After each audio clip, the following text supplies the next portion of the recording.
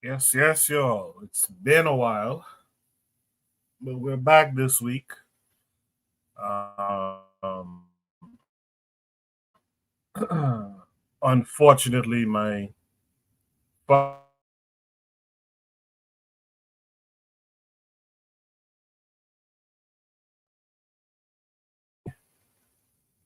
from doing the show, funeral services will be next Saturday, so we won't be live next Saturday, but I'll be traveling. I'll be at the funeral, and we'll see about the week after. But I wanted to, come by and let everyone know what was going on with me and to explain the absence um, the past 2 or so weeks. If you're out there listening, can you drop a one for me if you can hear my voice? I just want to make sure I'm being broadcasted. I see a lot of slaughter for the RBG colors up in the chat. So if you can hear me, just drop a one for me. Authors just dropped a one. He said the actual word one. I appreciate that. So again, I haven't been here because of the passing of my father, but you know, uh, we'll talk about that more a little bit later. Um, what I want to do now is tell you guys what we have in store tonight. Tonight we're gonna try to answer the question: is colonizing in the DNA? Shout out to the matron who's in the chat. Make sure you guys are supporting the matron as well in her live streams. So is colonizing in the DNA? We're going to talk about the decolonizing of the Black world, the Martinique edition. We're going to talk about how AI is taking over. This one is for Sista Raw. We're going to ask the question: can Pan-Africanism coexist with patriotism? That's an interesting question. And last, we're going to discuss Dr. Ivan Van Sertima, and a lot of the disrespect he gets today due to Pretendians, but we're going to talk about some counter evidence, some claims of his. So those are the conversations we're going to. Those are the conversations we plan to have tonight. Thank you, Arthur, for the condolences. Those are the conversations we plan to have. I want to keep this a nice and tight episode, so we're going to end at 11 or shortly thereafter, maybe even before. What we're going to do now is start the show officially, and on the other side, I'll drop Shoot the Breeze, topic number one, as well as introduce any and all of the panelists tonight. So, guys, do stay tuned. But in the meantime, smash the like button for me.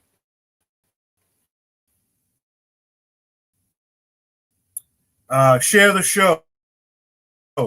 Invite a friend. I'm going to be working on that the services when I come back. So, but in the meantime, do me that favor. Share the show to your social media and invite.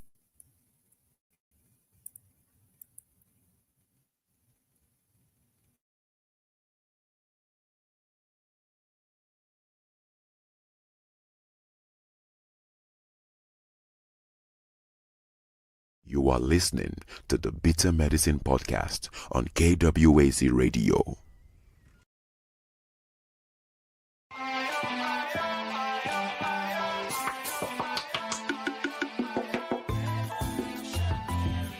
Welcome to the Bitter Medicine Podcast, where it's all about Black empowerment. Our show focuses on Black news and entertainment, arts, science, economics, history, people, and strategies that uplift, empower, and motivate Africans within the diaspora. And now your host, whose favorite color is black, Goku.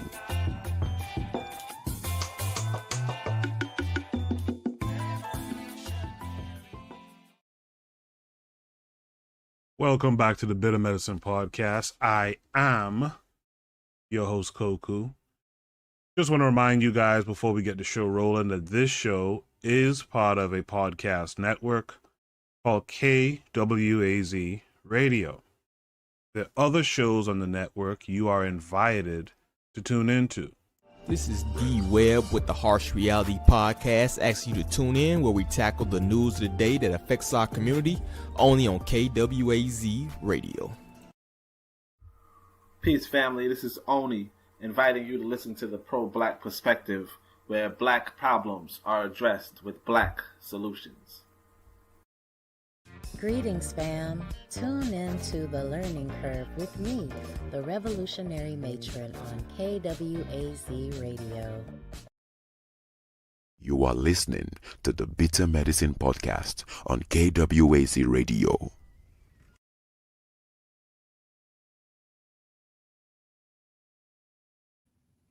Yes, indeed. I see Kofi the Black Critic said I was cutting out. I don't know if you guys are hearing that as well. It's possible. If it continues, I'll just have to switch up my setup. Shout out to Afro Native World who's out there in the chat as well. Today was a hell of a day. I had a steam leak that my wall is tore open, so you might hear some noise. I don't know if my connection's good, so it's just been a hell of a time. But with that said, man, let me introduce my panelists who are with me so far tonight. I'll be Black Steel. Black Steel, how are you this week? Doing great, Coco. How about yourself, man? I'm sorry to hear about what's going on. That's crazy. Yeah. I'm hanging in there. I'm hanging in there. Oh, you're talking about the house. Yeah, the house is one thing. Roof is tore open. Walls, but I'm hanging in there, man. I do appreciate you being here, though. With that said, let me shout out Buana this week. Buana, how are you? Coco, I'm good, bro. I'm good. Yeah, you know what it is. You know what it is. I'm probably gonna come by to the funeral on Saturday, next week Saturday. But condolences again. And that's all I could say, man. It's something you have to work through, and I understand because I've been there. So my condolences again. Yes, sir. Yeah, Buana lost his dad not too long ago too. I appreciate that, Buana. Thanks to you and Brother Bakari and everyone who reached out to me. I know Trigger Happy posted a message, so appreciate all you guys for checking in and things of that nature. Trigger's in the chat saying peace, and condolences again. I appreciate that, Trigger Happy. All right, guys, let's just get right into it, man. Without further ado, shoot the breeze. Topic number 1 is colonizing in the DNA. This is a story that I saw maybe 3 weeks ago. But of course, we weren't here to discuss it. But I'm going to bring it now. You guys probably have seen it since then as well. Make sure you guys can see my screen. Yes, you can. Shout out to Kofi and Cheryl, Sister Cheryl, giving their condolences as well.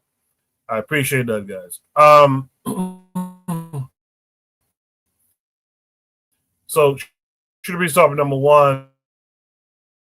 Is colonizing in the DNA. This takes us to a tweet from Kevin Blue. I've been indicted for planning a violent takeover of a Haitian island. Federal investigators say they spent almost an entire year training, studying Haitian Creole, and mapping out a detailed plan to travel to Gonave Island and carry out a massacre. Let's watch the story. This is wild stuff. Let's watch the story. Prosecutors say the suspects didn't plan to go it alone. Prosecutors say the suspects didn't plan to go it alone. In fact, the feds say they plan to recruit people who are homeless in Washington, D.C. to serve on their, quote, expeditionary force and take over a small Haitian island. The grand jury indictment handed up today charges 21-year-old Gavin Weisenberg from Allen and 20-year-old Tanner Thomas from Argyle with conspiracy to murder, maim, or kidnap in a foreign country, as well as a charge of production of child pornography. Record show Weisenberg was booked into the Collin County Jail in July. Prosecutors say he was in the U.S. Air Force at the time. The place they are accused of plotting to invade is called Gonave Island. It is part of the Republic of Haiti. It's not small. In fact, that island has about 87,000 residents. Prosecutors say Weisenberg and Thomas plan to lead that expeditionary force by sailboat to the island, murder the men, take control of the island, and then turn the women into sex slaves, according to prosecutors. The feds say the plan dates back to August of last year. They say Weisenberg enrolled in a Rockwall Fire Academy to learn command and control protocols, but flunked out in February. They say he then traveled to Thailand to learn how to sail, but didn't enroll in the school due to the cost. The feds say Thomas, meanwhile, enlisted in the Air Force in January and in March, changed his station assignment from Germany to Maryland to better coordinate the invasion and recruit the homeless population in D.C.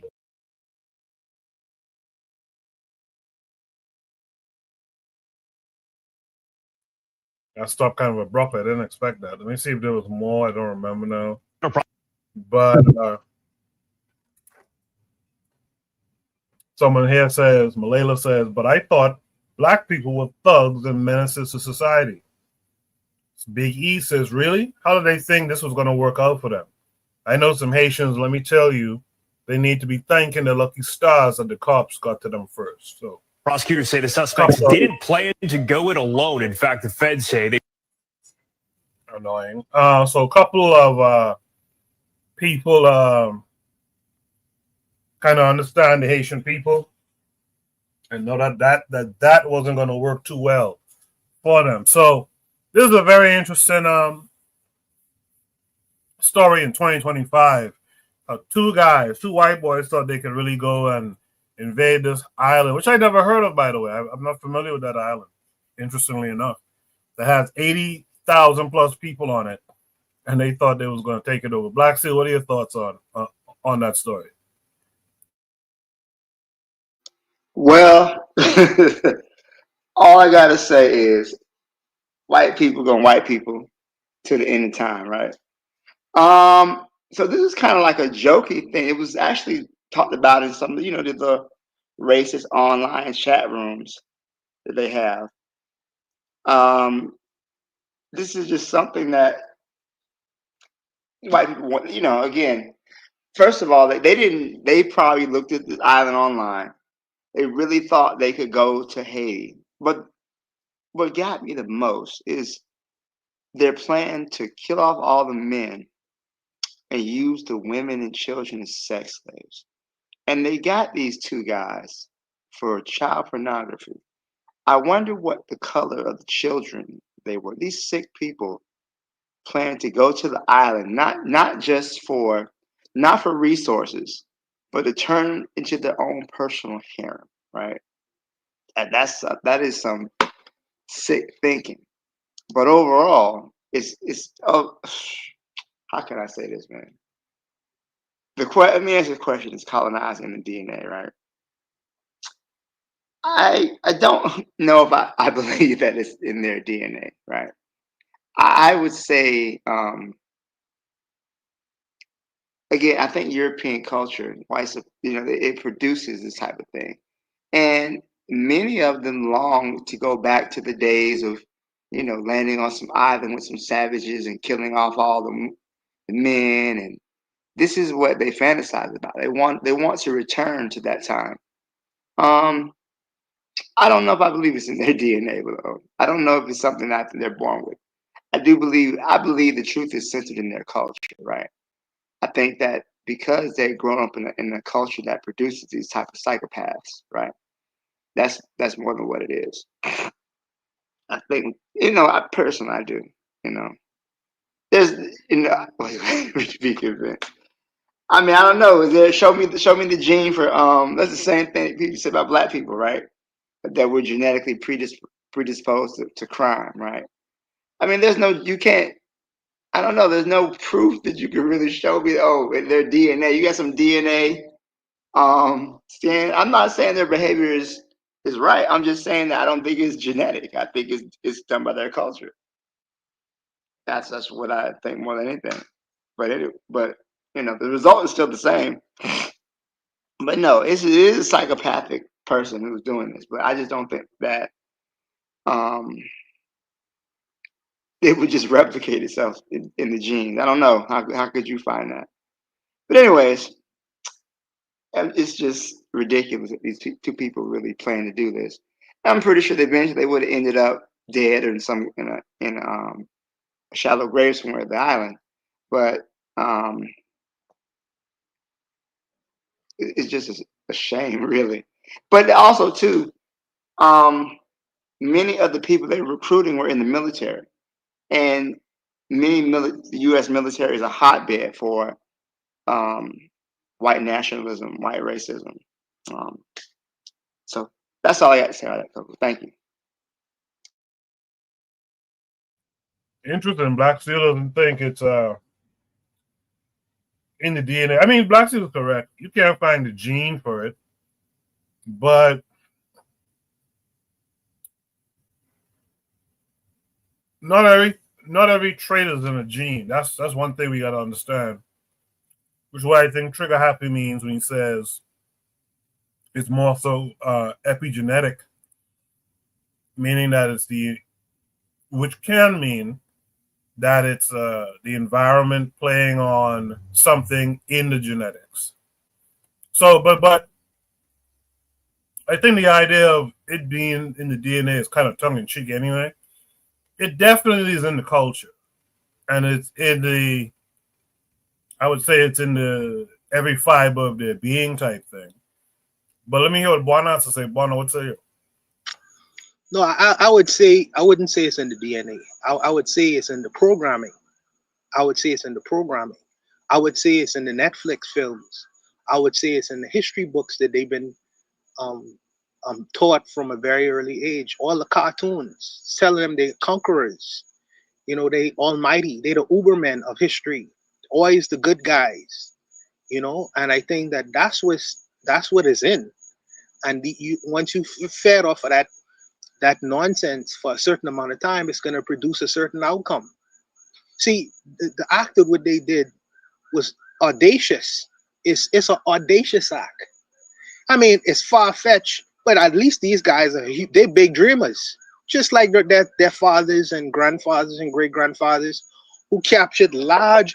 If you look at England itself, England is a very small island, but they used to say the sun will never set on the English Isle. This is how much territory they was able to capture with a small amount of people. And the question is, how did they do that? How did they do that? With audaciousness, with having far-fetched big dreams of themselves. They this puffed up reality, a sense of self. And they went out there and actually did the exact same things these guys are actually doing or try to do. I think that now they're going to find a completely different reality. See, I know these guys would have eventually ended up dead. And the media is all in a fray about these two guys who's going to try to commit an impossible act. But for me, this is like a sleight of hands. Why are we looking at Gonav, at these two guys in trying to rule over Haiti? You have the USS Gerald Ford right now in the Caribbean, swinging his big dick around in the Caribbean, trying to tell everybody, oh, we the big bosses in the block, and if you do anything, we're going to bomb any boats, random boats, and kill you all people off just to send a message, rerun shit. And he's doing it in Venezuela right now, trying to establish regime change. So while we focusing on these two guys who is going to attempt to commit an act, we have the USS Gerald Ford with the crazy man in office trying to do the exact same thing on a greater scale. The audaciousness of it, taking up democratically elected person out of Venezuela and replacing him because they won't conquer the whole of that territory. When you're imbued with this idea of white supremacy, these are the kinds of fanciful notions that you do. Never mind, we may be able to conquer lands, but the ability to maintain them lands is going to become impossible because as soon as you put your puppet regime in place, the people themselves are going to rebel against that. It's not going to last for so long. So you could swing your big dick around, but the eventuality is you're going to be deposed. But I mean, like I say, these guys are big dreamers. They've been imbued from day one, from since it was in kindergarten, that we are the Ubermen of history. We are the conquerors. We are the mighty heroes. Let's go conquer territory. Their grandfathers probably told them these kinds of ideas. When they're going to meet a completely different reality when they set on the shores of Gonaïves. Because Gonaïves, the Haitians, they ain't forget the history either.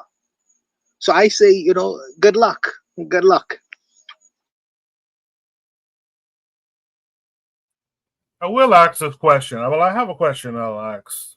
And I'll do it right after I read a couple of comments here. Sister Cheryl says, Europeans' ancient history tells us they're used to living in environments that are harsh. They don't come from lands of plenty, so they develop these harsh behaviors. Is definitely epigenetic. Trigger Happy asks a question. Do they have anything to undo this? Talking about these white folks in general. Do they have anything to undo these kinds of behaviors? If you've been doing this for thousands of years, it's hard to stop. My question would be, because at first I was going to ask the question of, do we see examples of this amongst Black folks, where Black folks plotting and planning and taking it upon themselves to take over a region, in particular, say a white region, and kill all the men and blah, blah, blah. I don't think we do. But then we do have, and this might bother some people for me to say it, but we do have guys like Traore, who does wrestle power, stages a coup, wrestles power, and is doing what he's doing. Is that the same? Is that the equivalent? Is that Black folks taking on this kind of idea of I'm going to impose my will and pull power? Is that a good equivalent? Boy, what say you? Why you put that in my lap? Oh, put that in my lap. Let me think about it. Let me think about it for a minute. Go to Black Steel. Let me think about it for a minute. Black Steel. Let's see. No, I don't think that's the equivalent. I don't think so at all. Because these dudes is going over there to rape and pillage, right? When what you're already doing is trying to organize Africans to protect themselves, protect their rights, protect their resources. So yeah, no, I wouldn't say it's the equivalent at all, actually. You know? Yeah, just not when I definitely would not say it's the equivalent. I really think that, this is a foolhardy expedition.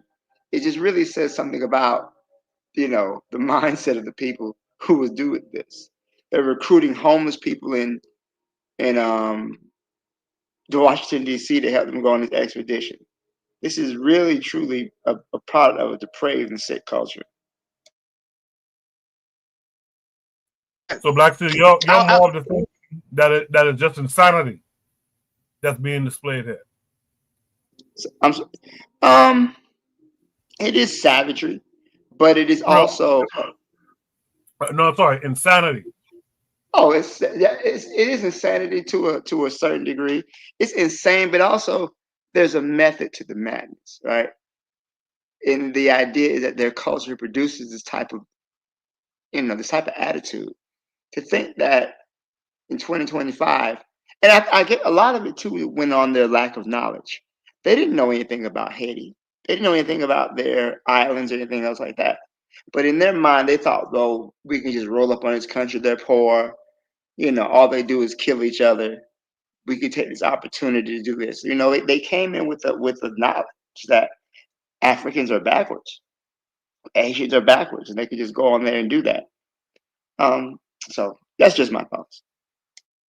I would say that I would say to Black Steel, I would just remind him that the people who came to this side of the world, Christopher Columbus, these guys were at the bottom of those societies as well. In particular, even Australia. A lot of people who came to this side of the world to colonize this place initially They wasn't homeless, but some of these guys was even prisoners, you know? So, I mean, you rather live as a poor man and a destitute man in one place or possibly live as a conqueror in another one. I don't know. And a lot of these homeless people on the streets of a lot of these American countries, these are guys that some of these people are ex-soldiers. They have special military training. Now, where you could talk about some of them are addicts, that's a whole other kind of conversation. But I wanted to answer the initial question. I see what Traore is doing. See, Traore, even though he took power, what is he doing with that power? He's educating the children. He is putting industry in place. He is doing productive things within that country, within that society, rather than taking away.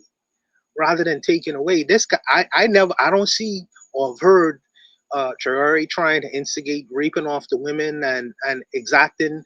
Well, he's trying to impose the death penalty again, which is kind of worrying.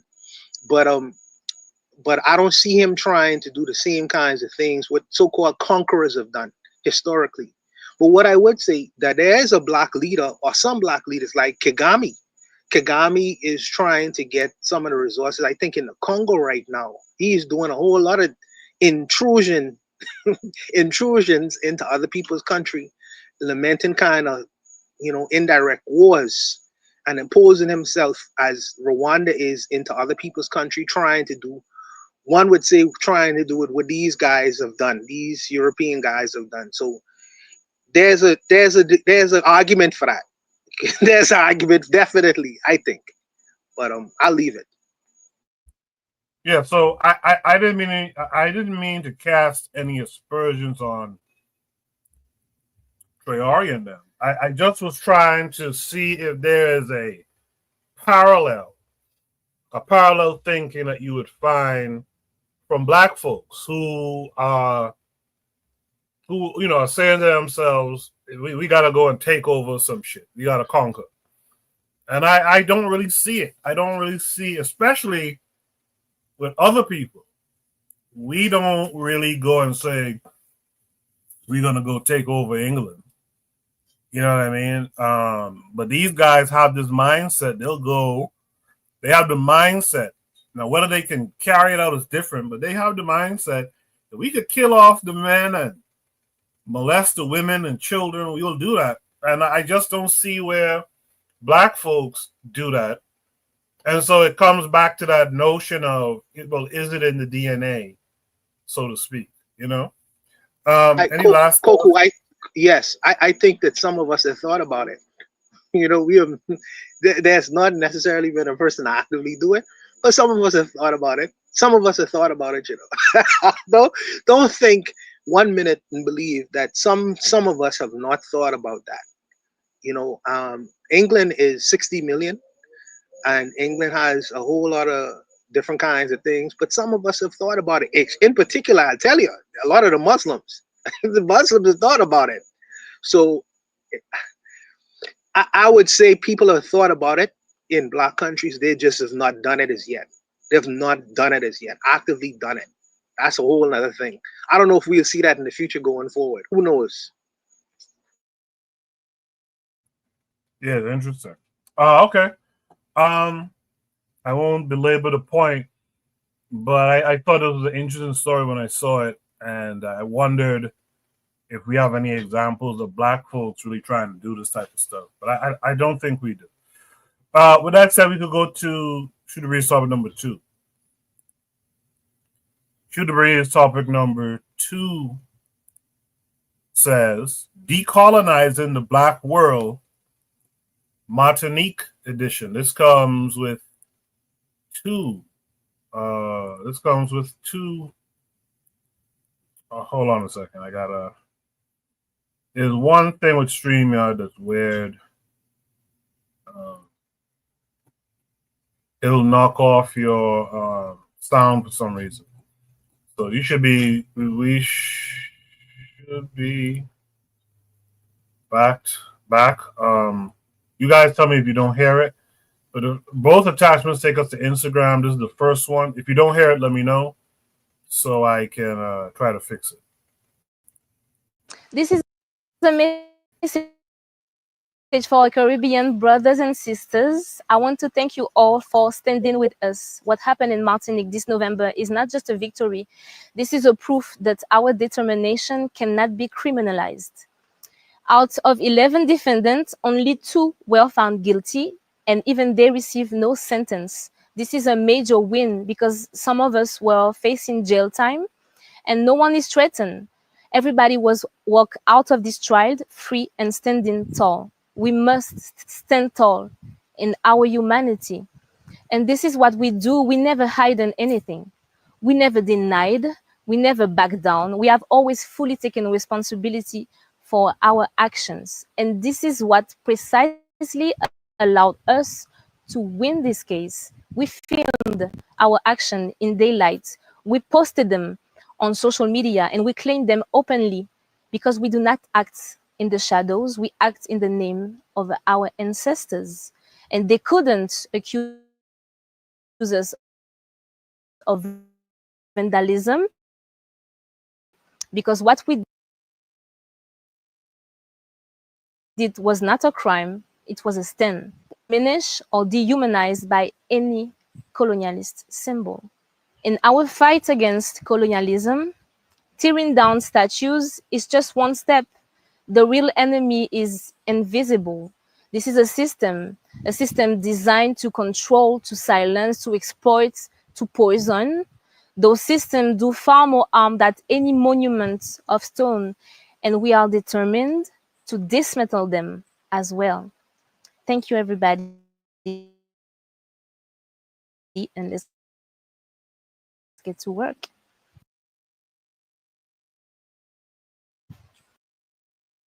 This is a message. What happened in Martinique? Yeah, my computer's acting up. I apologize.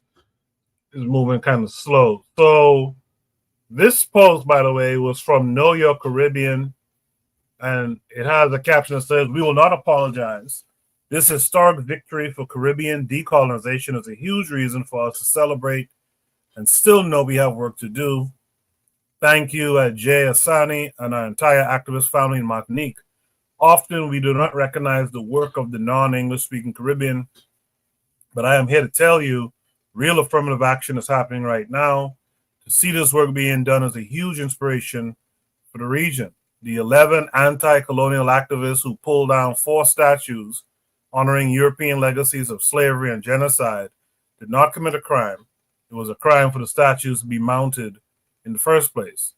There is a lot to be excited and inspired about, and let's all continue to support our Caribbean change makers who continuously choose not to be subjects to colonial subjugation." Basically, more fire. You see a lot of people backing that up. Let me see if this will work. There's another attachment here. I don't know why that is. Just bear with me a second here. Gotta share it again.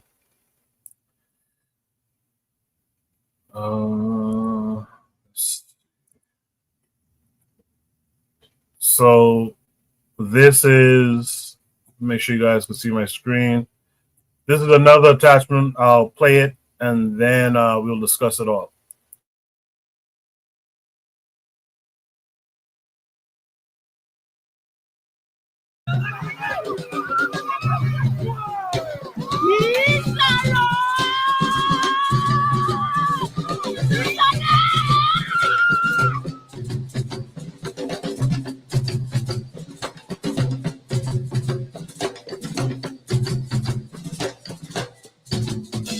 Maman ka pleure ti kay la ka koule ba man condamné à force ici travail ba be keme cholu ke ba be me jamais ba kayu pe kenyan pa be la li non ka lever ho allez jeliche maman ho allez wo jini ma lele ho allez jeliche maman ho allez maman ka hele allez ba man condamné ho allez yo travail ba be ke ho allez mais yo ka ba be ho allez yo travail ba be ke ho allez yo ka ba be ho allez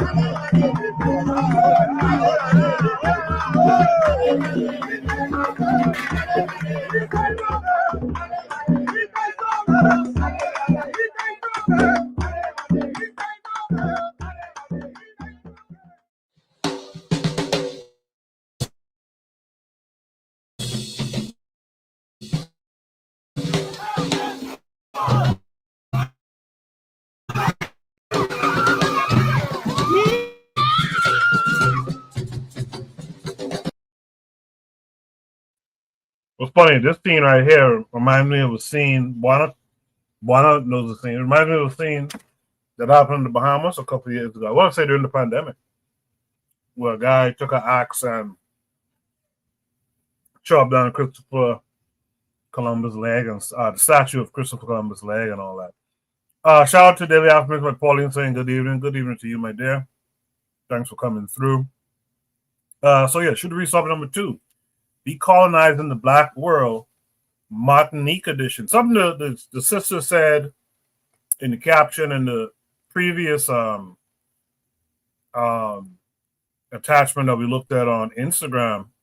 That is true. We often don't discuss the work being done in the French Caribbean. Yeah, it's almost like a different world to us in a sense. But they're putting in work, and it's good to see. Buana, what say you? You're from the quote-unquote English-speaking Caribbean. What say you about the work being done in Martinique? I first of all, that girl is, she's straight battle. She's straight battle. But I feel a little bit ashamed because these people have decided to get rid of these monuments.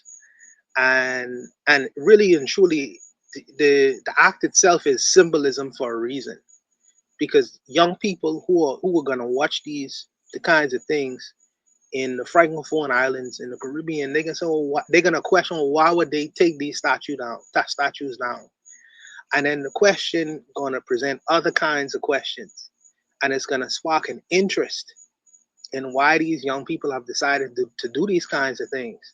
And I think that the fact that they're developing a sense of consciousness within the Francophone Islands, outside of Haiti, because you always hear about Haiti, you don't hear about Guadeloupe, you don't hear about Martinique, you don't hear about French Guyana. And the fact that these people have decided to actively remove these monuments is a very symbolic kind of thing. I would just wait to see what the follow-up is. But I'm proud of Martinique for trying to peek their head up and trying to develop a brain on this thing, and I'm waiting for the day when we decide to remove some of the statues that's lingering around here. The guy who tried to remove Christopher Columbus, he was promptly arrested right now for attempting that. But the fact that the Martinicans are trying to decolonize themselves, even on a symbolic level, I think is a very good thing. I think it's a start of a great thing in that country.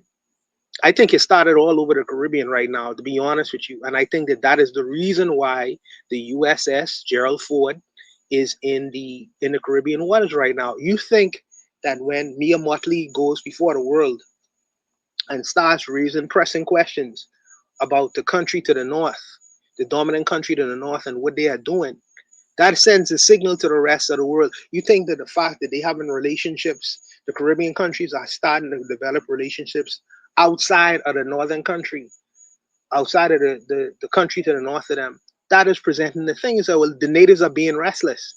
We need to get a hold of this thing before this gets out of hand. So that's why they bring in the big stick to maneuver around the Caribbean Sea, to let everyone know y'all need to stay in your place. But the natives we ain't gonna never stop being restless until we get our freedom eventually. So it's a long fight, but we can continue to do what we need to do. And I'm glad the Martinicans are doing what they're supposed to do, just like their ancestors. So the Martinique and Guadeloupe have the same kind of revolutionary history as Haiti does. But sometimes it's overlooked because Haiti was so grand scale. But I believe that we speak with one voice in the Caribbean, whether we speaking with a Spanish accent or we speaking with a French one or an English one. I think that, you know, there's a whole lot of cohesion that exists. You know, we understand our connectiveness. So I think that the eventuality, this is just going to spread like wildfire. That's what I see it as. You know, because what goes on in Martinique, believe it or not, is going to go on in the other Caribbean countries. It's just a matter of time. It's the same thing with when me and Motley say, well, we want to become a republic. And then you had Jamaica start talking about it. When they start having relationships with African countries, like Jamaica, Barbados, other countries want to join in. So I think that, you know, in the Caribbean, sometimes monkey see, monkey do. That's an old racist saying, but I think that it'll eventually spread. And I think that these kinds of videos is gonna accelerate these kinds of notions, ideas in the minds of young people. You know, the old uncles, we need to get rid of them, man. They trying to hold on to a history that is past and gone and need to be buried with a big rock over it. But I'll leave it there, Koku.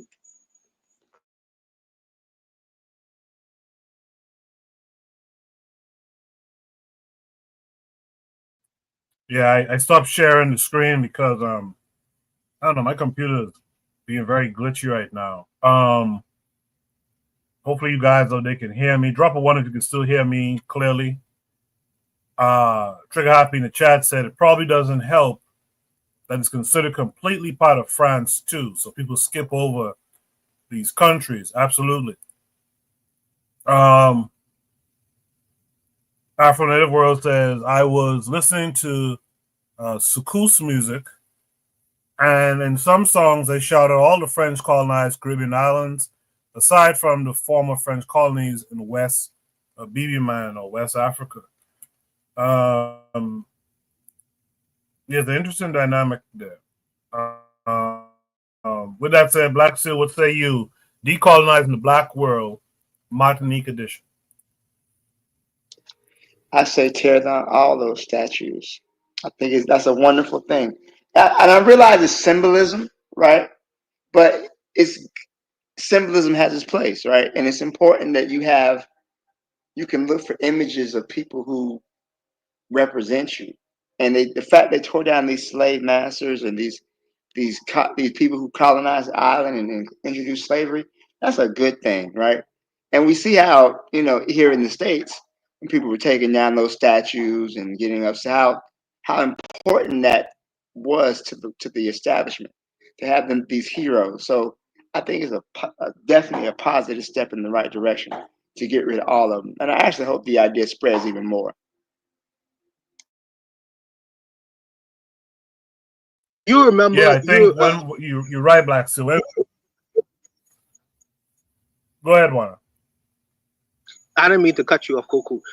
Black Steve, do you remember when they took down the image of Saddam Hussein in Iraq? It played everywhere, all over CNN, everywhere. It was sending a message to the world that there's a new governance in charge.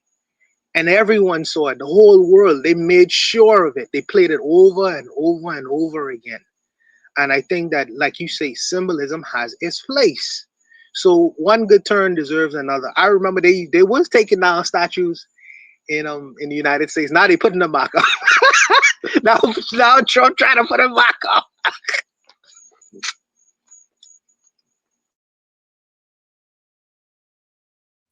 Yeah, I was just going to. Yeah, Trump is trying to put some of them back up. But I was just going to kind of reiterate that when Buano was saying, Black Seal mentioned this, when Buano was saying symbolism, you know, I kind of winced a little bit because I don't want the listeners or the future listeners to think that, oh, we're saying that, oh, they're just doing it for show. I like Buana did expand upon. I think it's good to do these things because, like Buana said, the youth are gonna question why y'all doing that. I just hope that, you know, the messaging around the actions are clear and that it becomes a teachable moment where you inform the youth. We don't look up to these guys who came over here and dragged us from our country, killed off the indigenous, dragged us from our countries, you know, and enslaved us out here. So I think it's good stuff. Like Juana said, monkey see, monkey do. That's an old saying that we have. You know, and I hope that others will follow suit. I think that's the thing that our enemy has to work the hardest at. This notion of if that set of slaves sees the other set of slaves doing something, they're going to be inspired. And I think that's why they put in so much work with the, you know, like right now, Buana is saying how they got the ships in the Caribbean right now. They got, you know, all these different measures to kind of make sure. In fact, this whole, I don't know if you guys saw it, but I didn't make it a topic tonight because I didn't have a chance to get into it. But there's this whole Somali conversation. And of course, here comes the folks from the continent. Here come folks from America who's talking about who's African and who ain't. And all of that is a part of the don't let them see that set of Africans do something, because the other ones will want to follow suit. So we have to keep that in mind. Is there any last thoughts from the panelists on this topic? All right. With that said, let's just go right into it. Shoot the breeze topic number 3 then. Shoot the breeze topic number 3 says AI is taking over. This one is for Sista Raw. So this came with an attachment that's taking us to YouTube. Shout out to Sista Raw as well, by the way. Sista Raw, if you're watching in the playback, this one's for you, I guess. Where are we supposed to go? Back to where you began. The Caucasus Mountains. Build something better there. Daddy, I don't want to go to the Caucasus Mountains. I want to stay here. You are ordered to evacuate peacefully. The mountains await your rebuilding. This is a troglodyte we're dealing with. They said we gotta leave tonight. They're taking us to the mountains. Tell them we're family. James, they said we gotta leave tonight. They're taking us to the mountains. Tell them we're family. I don't want to go to Caucasus Mountains. I want to stay here. All Caucasoid partners report to processing. Caucasoid partners report to processing. Repeating. She's my family. You can't decide who I love. Move them now. You leave tonight to the Caucasus. Every American citizen of European descent will be relocated. They can't really do this, can they? For the sake of this nation, they will go. And they will endure. They're sending us to freeze. Then we don't freeze. We survive. We never meant no harm. Then you should have said something when harm was done.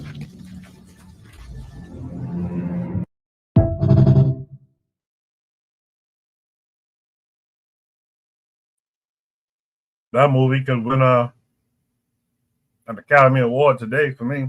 Just off the trailer. Caucasoid Nation, man. Sista Raw, that one's for you. Sista Raw likes to use that term Caucasoid a lot.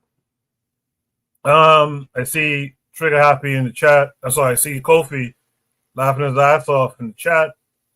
Trigger Happy says LOL. The matron says, I wish this was really a movie. And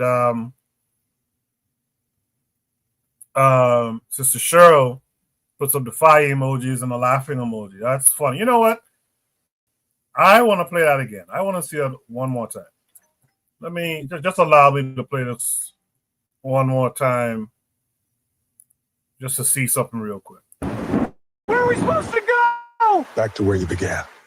The Caucasus Mountains. Build something better there. Daddy, I don't want to go to the Caucasus Mountains. I want to stay here. You are ordered to evacuate peacefully. The mountains await your rebuilding.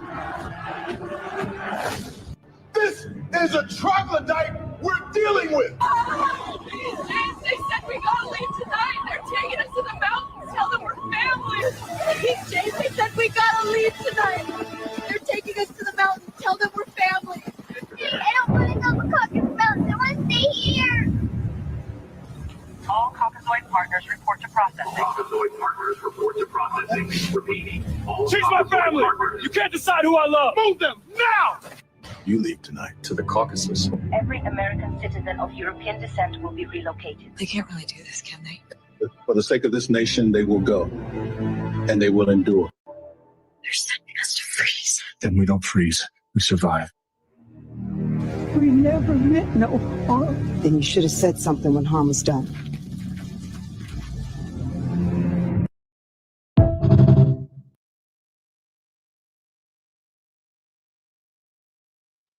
Yeah, there's a couple of little conversations in there.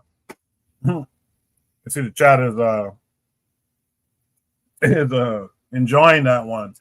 There's a couple of conversations in there. The spouses of white folks in this scenario.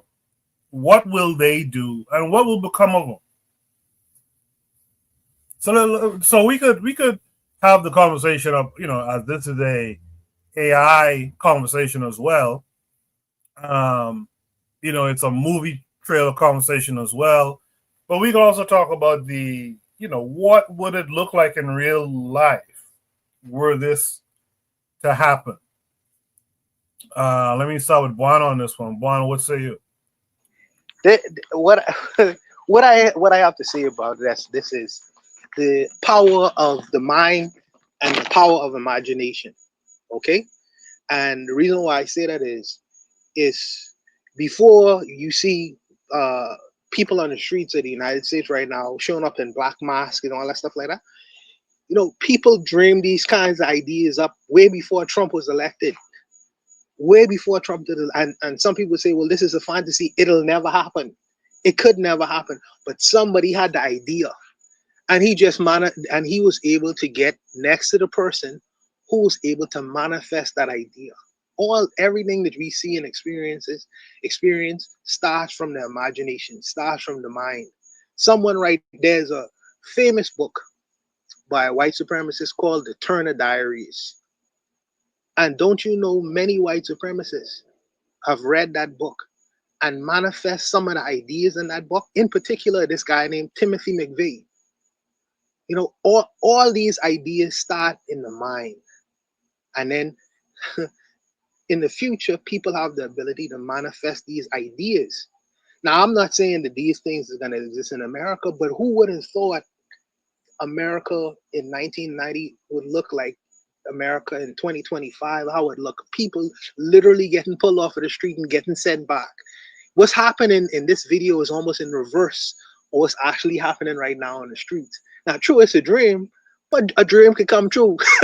A dream could come true, and it's coming true for some people. And what I would tell the brothers and sisters is, make your children and grandchildren dream. Make them have big dreams, big dreams. Dreams that you can't necessarily fulfill, but they will have even the audacity to attempt. Now, it don't have to be kicking all the Europeans out of the United States, but it could be some big dream, some audacious dream. Give them the ability to dream, because they don't put a barrier to European dreaming. They don't put a barrier and say what they can and what they can't do. This is why the two white troglodytes who was trying to go to Haiti to take it over, because their ancestors did it in the past. You know what I mean? So these people are big dreamers, and I would tell the brothers and sisters, don't stop dreaming in a very, very big way, in a huge way, because someone will come along and try to manifest these dreams and ideas. That's what I say, and this is why AI is useful, because you could implant certain ideas into the minds of people, whether you consciously or unconsciously or subconsciously doing it. The mind is an extremely powerful thing. That's what I would say. I'll leave it. So Bonnie, you touched on the AI part, and you touched on the quote unquote unrealistic thinking, and how it might be unrealistic to us now, but it can manifest, and that's great. I agree. What do you think, or how do you think it would play out if what was shown in that trailer, that AI trailer? How do you think that will play out in the real world? How do you think white folks will take it, and how would black folks take it? I think that we would have a civil war the United States will engage in an extreme civil war. I think that a lot of black and non-white people would be on the side of Europeans to stop that removal from ever happening. I think there'll be a whole lot of bloodshed and death. One of the comments that was made in the video was this black man saying to the officers, "You can't stop. You can't help who you love." You would hear a whole lot of that being shouted out. A whole lot of that. This matter of fact is being shouted out right now. You have you have white women, trying to stop officers from kidnapping or removing their black, Haitian, African partners to go send them back to where they came from. You have that manifesting right now. So I think the same thing may happen in reverse.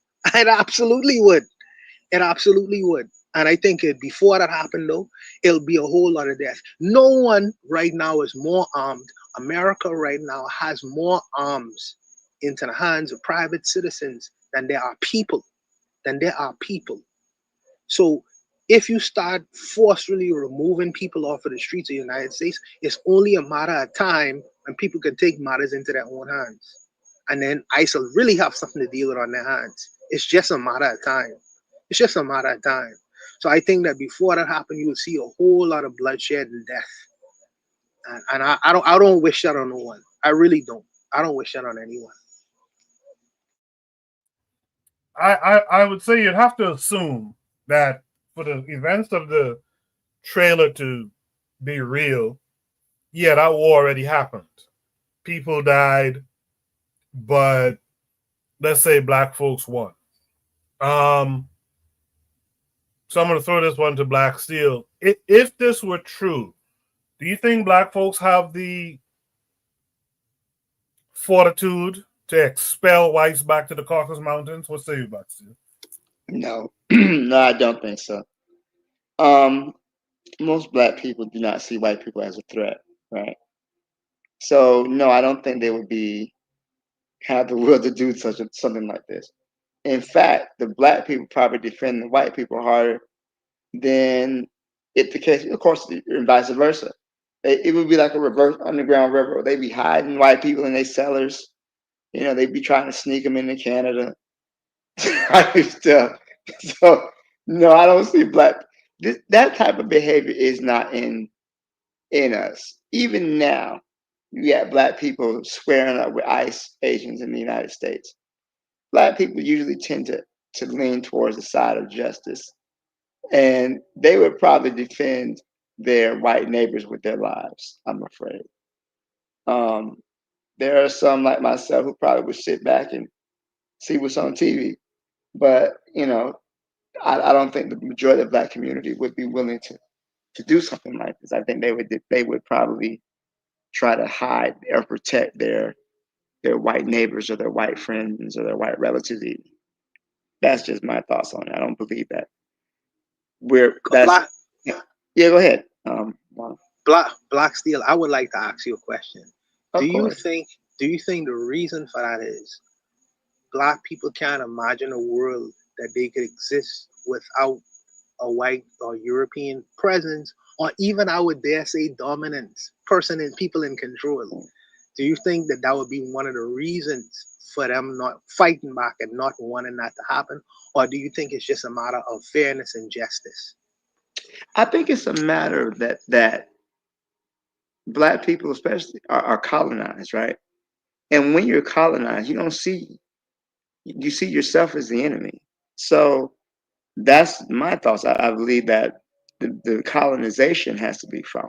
The mentality that we would need to do something like this, we just, as a collective group, we don't have that. So there just would have to be a change in our outlook on the world. Not so much we just want to be around white people, but there is that element too. Because again, they have constructed the world to see themselves as the ideal, no matter how many crimes and atrocities they commit. So that's just my opinion on that. But yeah, I don't think that. But I do think it is possible though.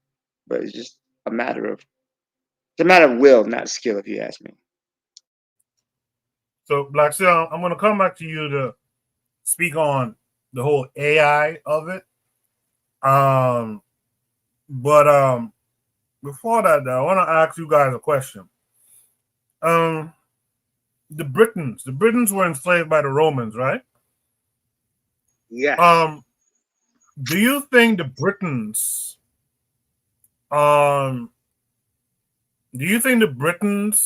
would hide the Romans? Let's say the Britons took power. Do you think they would hide the Romans and talk about, oh Lord, I don't want the Romans to go? Just out of curiosity, do you think that will be the case, or do you think that the imposition of race and the construct of race has something to do with that when it comes to us? Why would we be like, oh Lord, don't send the white folks away, the oppressor away? Why would that be the case for us? But if we don't think the Britons, for example, or whoever was oppressed by a group of people wouldn't have done that, then why would we do it? Anyone could answer. I would say this, that the technology for propaganda is much more sophisticated now in the 21st century than it would have been in the first century, right? So one thing too is that the Romans conquered the Britons, right? They were prisoners of war, but they used brute force. But in our current world today, it's a lot more complicated. There's no hammer, but when you have a constant stream of propaganda that is being pushed into the mind, right? Again, you would not see the people realize, oh, this is our enemy. No, we should try to help these people. I mean, between the religion, which is indoctrinated us to love our enemies, and the media and everything else like that, it would be a big problem. Not the fact that these people back then, it's a little different time. I think that the mentality is the big issue, if you ask me. If I would say anything, here's what I am watching in real time is the current president of the United States is trying to actively put in place policies to remove non-European people from the country, actively trying to do that and replace them with Europeans. In fact, one of the most of the bans right now in getting access to the Americas is in non-white countries, brown and black countries, all over the place. So if you allow him to have his way, or what's the other guy under him, the bald head guy, I can't remember his name now. These guys are actively trying to make America white again, whatever that means. So if it's not beyond the gate of a person like the president, currently the president of the United States, I think that we may have I don't know. I think it'll be a small select group of black men getting office and women getting office and have the fortitude to create that kind of act. I think that just as this president is currently doing that. And let me tell you another thing. If he could get rid of the black population, and this is an unsaid thing, by the way, if he could get rid of the African American population, he would try to do that as well. Make no mistake about that. Because this is where this is going. I don't know. Maybe it's just me being a conspiracy theorist, but if you look at his mentality and the ideas that this man is spewing from his mouth and the rhetoric, he wants that to happen. So I don't know. One good turn is good, just as good as the other one. That's just me. I'll let Shirley's. How are you doing, Amma? I hope you're well, sister.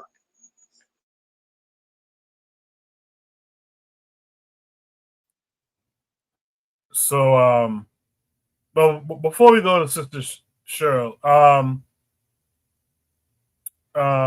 Black Steel, what are your thoughts on AI and how? Because you talked about propaganda. Can we use AI? Can we use AI now to propagandize ourselves? Absolutely, I think we should. This very video is a good example of propaganda. Yeah, AI is a tool that can be used for good or bad, and I think this was a good tool to spark conversation. But yeah, absolutely, it can. Actually, it should as well. It should be used as that because That's what our enemy is using. They're using AI to distort these things. So why can't we use it to propagandize our own people? It's an excellent tool for that, if you ask me. Well said. In the chat earlier, Trigger Happy disagreed with you guys. He said heavily disagree. Kemet debunks this, that we have the ability to kick our enemies out. So that isn't really true. It's only true now because we are bred to think like this. Then later on, Trigger comes around. He agrees with a point that I think Black Steel made. He says, yep, I can agree with that. We have been bred in this way. It's also why we aren't quote unquote nice, because if we were, we would have unified by now, because our temperament is universal to all, making Black unity easy. Afro-Native World says integrationism in all societies of this hemisphere really is problematic. Relating to the convo earlier about whites in the Caribbean, Black people fight for them now. Imagine if this were to happen. That's a heavy point. That's a heavy point. Which is kind of why, in many ways, I think, I'll just put this out there, this is why I think we need to start separating ourselves. I mean, we should have been doing that already, but we really should be trying to separate ourselves completely from these folks, because there might come a day where this propaganda works on some of us in the future, and we expel these white folks from up around us. We don't want to have to fight our own people to have to expel our open enemy. And that's something we have to think about. In the meantime, though, let's welcome in Sister Cheryl. Sister Cheryl, how are you this week? Yeah, I'm doing good. Can I be heard? Yes, ma'am. Hey, you just fine. Good evening, Cheryl. Hi, good evening. I guess the original question was, is AI taking over? I would say yes, and I would agree with some people in the chat that say that it can be used for good, like for Black people. I think in the Black world, like on the continent, there are ways that we can use it to, I guess, show our own people that, kind of like what this video was doing, showing our people that, these people are not to be, messed with. Like, we should stay away from them. It can have a positive effect on us, but it can also have a negative effect. And I know that people are just, with this video, they're just playing around with ideas. But I think, like, right now, like in reality, I see how AI is being used against us. I think there was against Black people. I think there was a video that came out about some Black people, and they said they were, I don't know, committing some crimes, but they weren't really committing any crimes. It was just AI. And I was just like, ooh, that can definitely get worse over time. Now they're just playing around with stuff, but like that can definitely turn into something pretty awful. I don't know how more awful it can get, but you know how AI is. And then it's a slippery slope. I've seen it used in positive ways in the Black world, and I've seen it used in negative ways. But in terms of the video, I thought the video was interesting. I saw a lot of different things. Like, well, a lot of people pointed out with the white woman and the Black man. She was like, "Oh, save me, Black man!" Like, I just think of it like how Africa is now. Like, there are white people there, but there aren't a whole lot of white people there. They're just like controlling Africa from afar, right? So I kind of look at it like, I see this Black man, he's telling them to go back to the Caucasus Mountains, but he's still wearing a suit and he's still upholding white institutions. So I'm just like, okay, well, the worst that can happen for white people, is that they go back to Europe or whatever, but they're still control the Black people in, I guess that was America. I'm assuming the Black people in America are still controlled by white people, kind of like Africa. That's how I was thinking it. Like, kind of, I don't know, like, but I do agree with like everybody's saying about how there's going to be like a lot of tension with, if that were to actually happen, like Black people fighting for their white spouses, because you see that now. But yeah, I just kind of saw those little minute details. I was like, they go back to the Caucasus Mountains, they be all right. Because I mean, they got their puppets in Africa, so they just have their puppets in America. So Yeah, Afro Netherworld agrees with you. He said good point. He said neo-colonialism. Trigger Happy makes a point here too. He says we have to figure out some of the ecological constraints to AI, though. And a lot of AI is not owned by us either. The ecological is also by the spiritual is important. The part I wanted to really, I mean, all of it is valid. The part I want to point out is that we don't own the AI. So I fool around with ChatGPT and Canva, which has an AI model as well. This is how I make some of the graphics for the like Shoot to Breathe thumbnail and stuff. And I'll tell you something I noticed. You don't have the freedom to put in any prompt you want. You put in a prompt and say, okay, I want to show a Black guy defeating a white guy in a boxing ring. Some of these models will tell you straight up, I can't do that. And I find that very interesting. That there's these constraints, and it's because we don't own it. We don't define it. Because I'm sure we defined, and if we own and defined the constraints of an AI ourselves, we probably wouldn't allow someone to come in and say white guy defeating Black guy. At least I hope we wouldn't. We do need to get on top of that. And I did see that video Amma was talking about, because it was some Black youth who they basically put words in the mouth of that they was planning some violence or saying something violent. Wasn't the case at all. They had one of the kids on TV too talking about how he didn't say anything like it, blah blah blah. But I will say to everyone who's paying attention, that little trailer that we watched, it's not that difficult anymore to do. It's not all text to video type stuff, but you might have to learn 1 or 2 things. We can all do that stuff. We can all put out our own little pieces of propaganda. But one of our problems is we don't technologize. And that's the thing that's going to destroy us if we're not careful. These other folks are technologizing. They're putting war technology together. They're putting propaganda technology together, and we're not really doing that anymore. I think Sister Shaw wanted to make another point.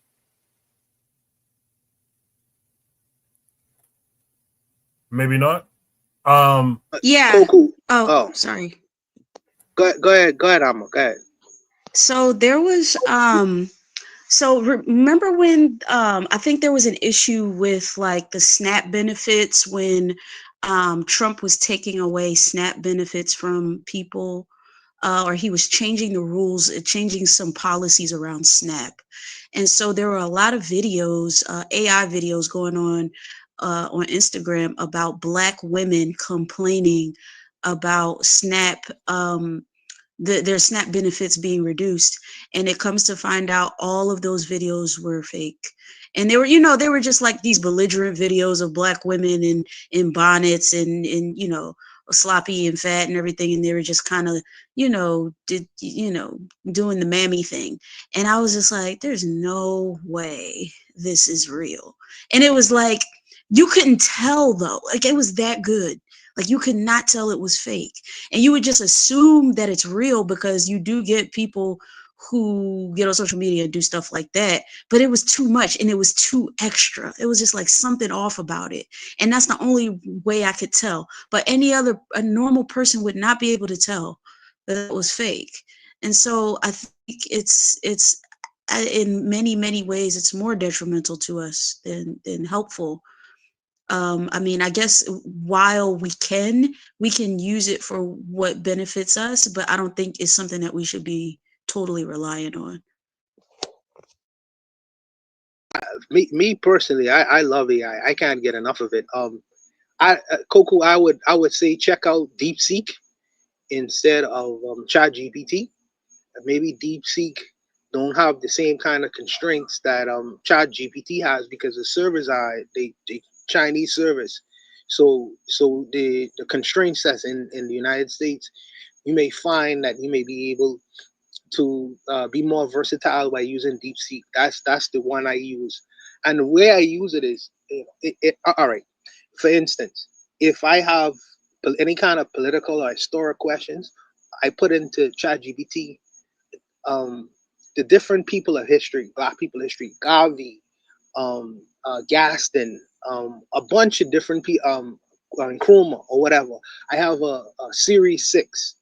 And I know that AI scours the internet for all the quotes, all the books, everything they've written about, every kind of question you could think about. And collectively, what AI will do is take that information based on the question I have, and it'll kind of like ask these different personalities in history the question I may have, if it's a political one, and it'll come up with an answer. It's the same thing in economically. You use the best minds because they've written so much material, books, different places where they sit. Warren Buffett's, Steve Jobs, all these other people. You could have a council of people, and the AI would scour the internet based off of the question you have, and it'll spell out an answer. Now, it's up to you how you interpret that answer, but AI could be very useful if you don't have face-to-face access with some of these people, either in present history or even in past history, because the AI scours all the things that's on the internet about these people, whether it's through book form or speeches or whatever, and it'll analyze it and it'll come up with an answer based off of what they would probably say. And that's how I find it to be extremely useful, when I dealing with politics, economics, all manner of different, even food. So it's just how it's being used. I personally think, but No, yeah, I agree with you, one. I think, we tend to get on to stuff when it's too late. I think now is the time, especially before they put more constraints. And by the way, thanks for the deep. Is it what? Deep sake? Deep what again? It's called DeepSeek. DEEP Seek. SEEK. Yeah, just download it. Yeah. Yeah, I've heard it mentioned before, and I'll check it out. Because like I say, by the time we usually get on something is a little late. If you look at YouTube, a lot of us got on YouTube a little too late. As an example. So I think it's good for us to get on, get an understanding of what it can do, use it in our businesses. It's not all knowing, but it knows a lot, and it helps with research and cutting down time with research and stuff like that. So you should get on it. Someone in the chat named Milner, is that a white guy? Now that I'm looking at the image, Milner's Wrath 23. He said, "It's analytical intelligence, not true artificial intelligence." But Afro Native World asked a question. I'm going to throw it to you guys on the panel once I could find it. He asked a question: how do you guys feel about AI? He says, are y'all opposed to AI artists that are black made, AI musical artists that are black made? Anyone can answer in any order. What's your thoughts? I don't really. Okay, so it's an AI artist, but it's made by black people. I'm a little confused. Yeah, African World might need to clear it up a little bit. Are you talking about, like, for example, Timbaland created an artist the other day. I want to say she might be either Japanese or white. I can't remember. But he created this new artist and he put her out. It was a whole big thing about him putting out that's his new artist and stuff. So that could be one side of it. Or the other side of it could be someone who's making a black avatar using AI, replicating a black sound or what have you. I think Afro-Native World might have been talking about the former, not the latter, of black artists putting out, say, a white artist who's AI. What are y'all thoughts on that? I'll send it back to Black Steel first. Oh, I don't. I'm not opposed to it, but again, if it can be used for positive, for good, then I don't have a problem with it at all. I don't know how some of the others might feel, but I guess if you put it that way, I don't really see an issue. You said a black person putting out a white AI artist. No, what do you say? Afro-Native World clarify. You said a black AI artist made by black people. How do you feel about a black AI rapper or calypsonian or reggae artist, but made by black people, right? What do you feel about that?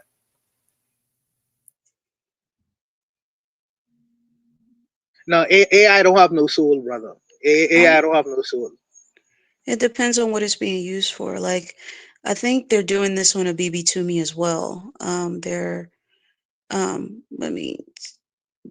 Because when you don't have the money to pay for an artist and you're in desperate need of an artist, someone to sing or to rap or to get a message across, then in that example, I would say yes. Then that would be a good alternative. Because how many people on the BB Toomey side, how many people are going to say, hey, yeah, I'll do that for free? You know what I mean? So, I mean, in terms of resources, I think it's a good substitute. So, yeah. Sister Cheryl, just do me a favor and clarify. What does the BB Toomey have going on? You said they're doing something with AI?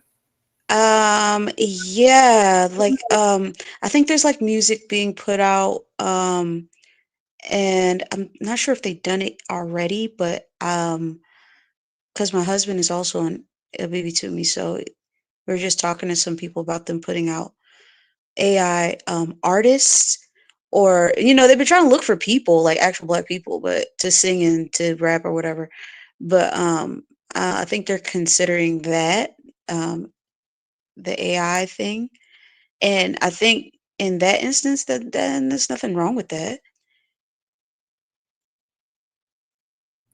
Okay, so just to be clear before I throw it to Buana and them, a BB Toomey is putting out AI music that sounds like black people made it, and I guess using a AI black artist to do it. That's very interesting. Is that what I'm to understand here? Yes, and they're also using like AI, huh? Oh, they're also using like AI, like short clips to try to get messages across to black people about, just keeping things in the black world and keeping them sacred to black people. So I don't think it's anything wrong with that. Okay. Yeah, I just wanted to be clear about it.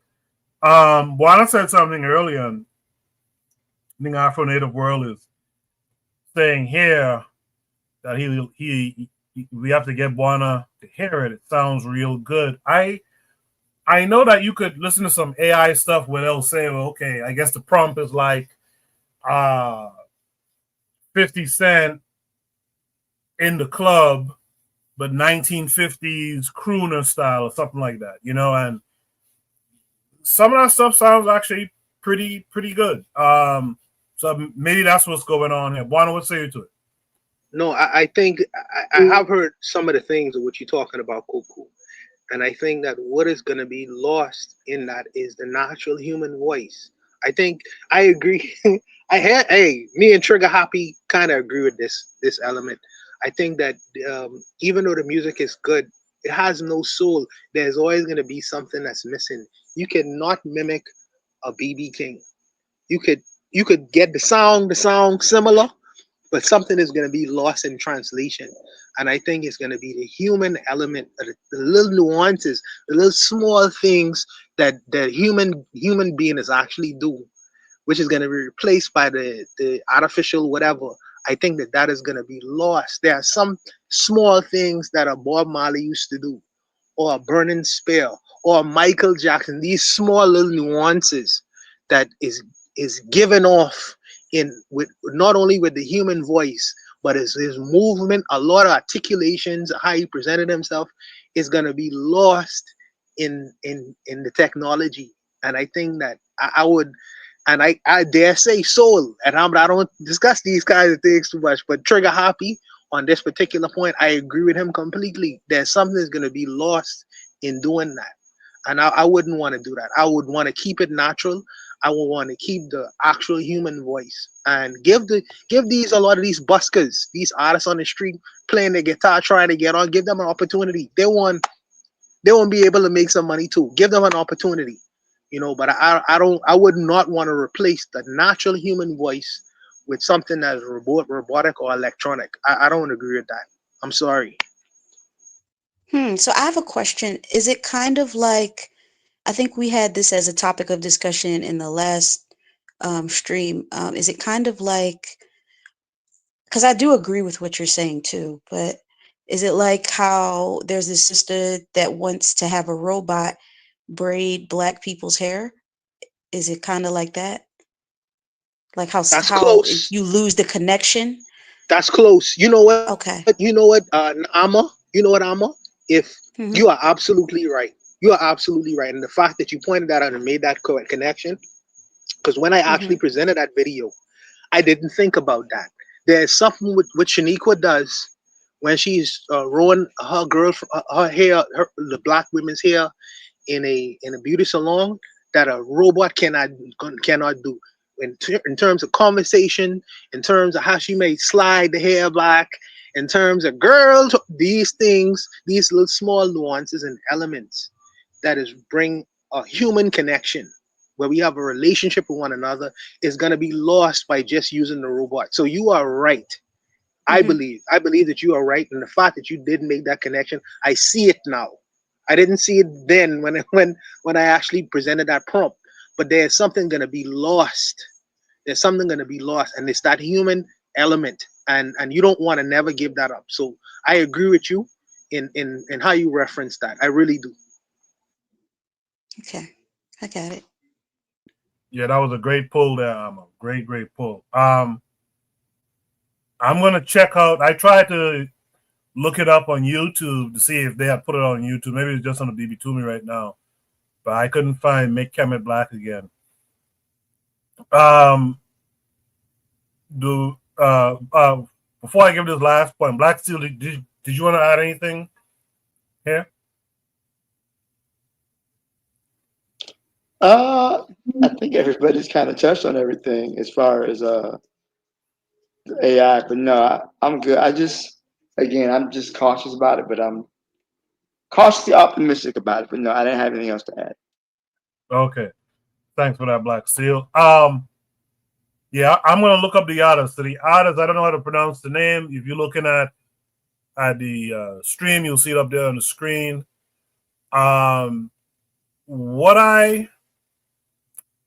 What I want to say about this topic, since it's about AI as well. I was watching an African guy on YouTube. I don't remember his name now. When I find it, I'll post it on the Discord. If you're not on the Discord, join the Discord. By the way, a lot of work is going to come on that Discord in the coming weeks after next week. One thing the African guy was showing, I think it's from Kenya too. He was showing how you can basically make like Pixar films nowadays using just prompts, using prompts and AI.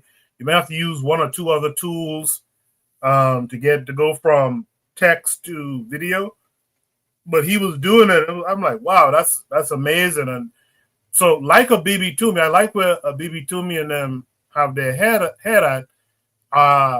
We need to start getting in on this stuff now, so we can start developing these stories, this propaganda, this messaging that we want to put out. Like, I think a great idea would be to put out some short story, some short film on like a Garveyite family or something, and show the children and how they respond to Garveyism, etc., etc. But you guys may have better ideas than me. I'll try to find a video. I'll post it in the general chat. You guys hit me up and let me know if you think it's if you think it's a good idea. African World says they are against putting up on any Eurasian social media. Yeah, I kind of figured that would be the case. But I said, let me try and see if someone, maybe not from a BB Toomey, but someone might have put it up on there, on YouTube. Trigger Happy says, good use of AI, like a machine that can clean rivers or something. But if I was running a government, all art and music must be made by people only. And that I can appreciate. If there's no other last thoughts here, let's go to Shooter Breeze topic number 4. Before we go there, let me just go back to a comment that Afro Native World had earlier that I liked a lot, that I think plays into the next topic. He said, oh man, where is it? He said something along the lines of how black people fight for white folks now in parts of the black world, and they use things like saying, well, he's a white Jamaican, so he's one of us type thing. I'm paraphrasing. I can't find the exact thing right now. But I think that kind of goes into the next topic. If you guys remember, there was a Chinese woman with a Jamaican accent who was scolding black folks in Jamaica that out of many, one or something like that. She was telling black Jamaicans that Jamaica is not a black nation. It's a multicultural, this, that, and the other. Yeah, out of many, one people. Right, that's it. Out of many, one. That's the kind of thing you gotta be careful about if that movie trailer scenario were to play out. And I think this next topic kind of touches on that. Should be something number 4 says Koku.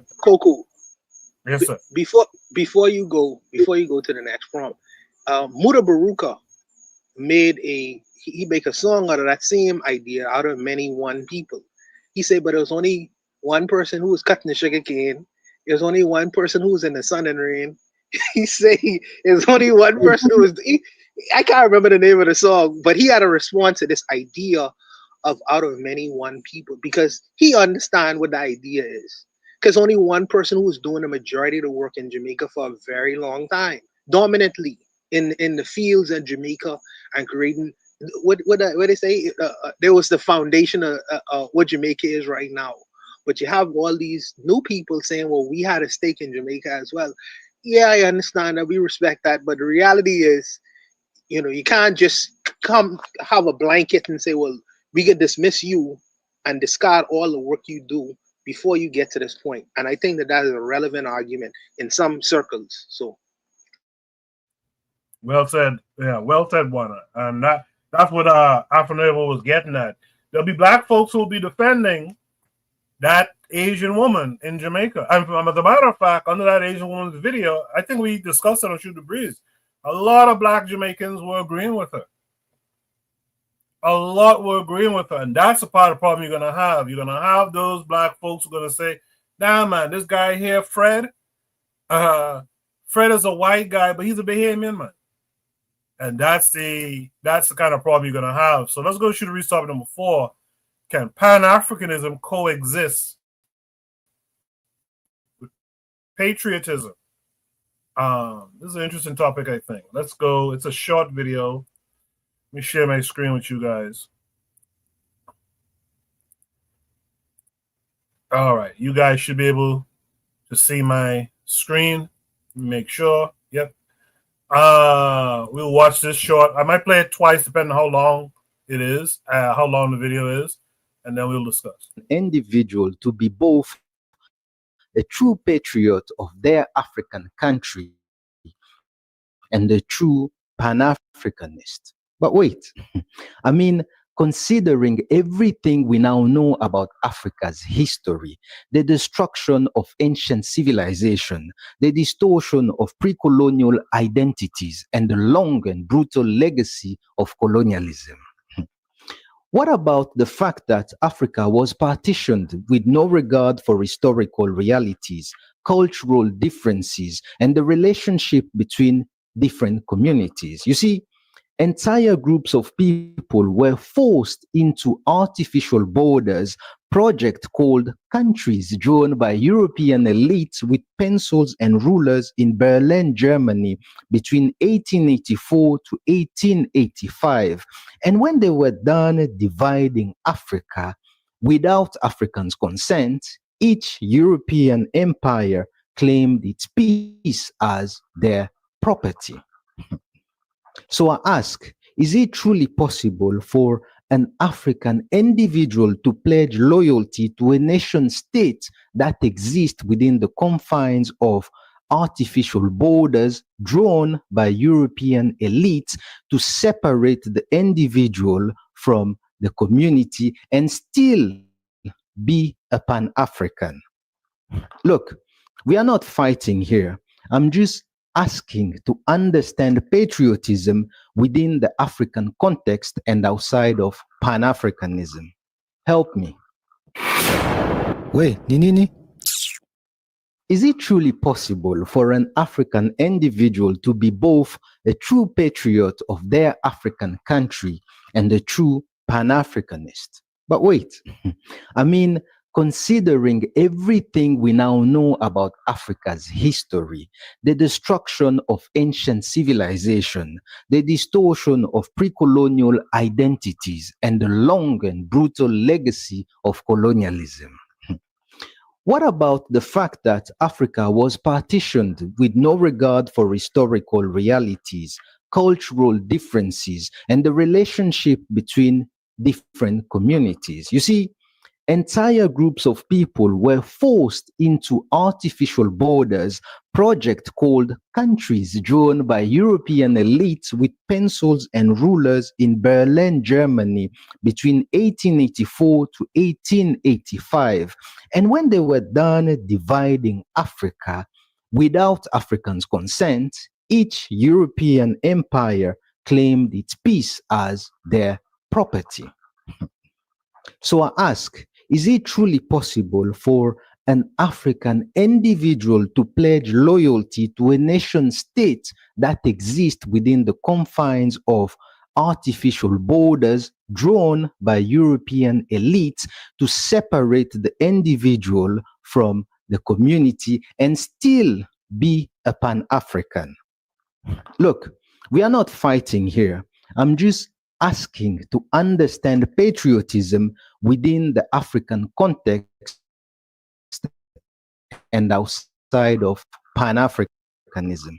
Help me.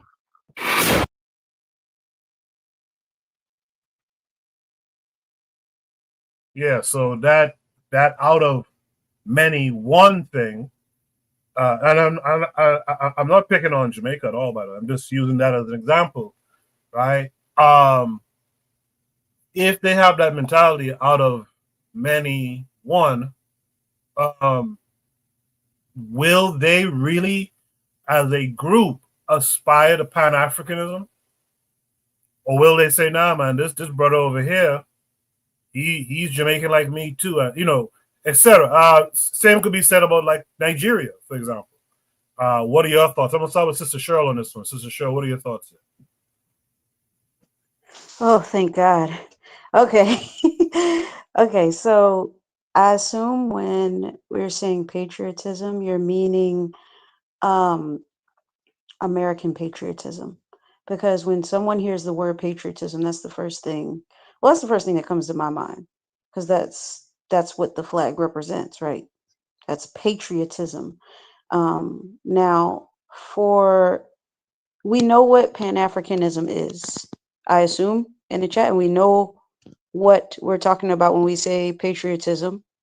So to me, it's like saying I can be a Christian and I can also practice, I can also worship Ogun. Or when I get married, I can have a white wedding and I can also have a traditional wedding. Now, people do these things, but they're contradictory to each other. Okay, and that's where you get, it's like, for instance, on the continent, when you see African people having their traditional wedding and then they have the white wedding, and you're thinking, well, why do they need the white wedding?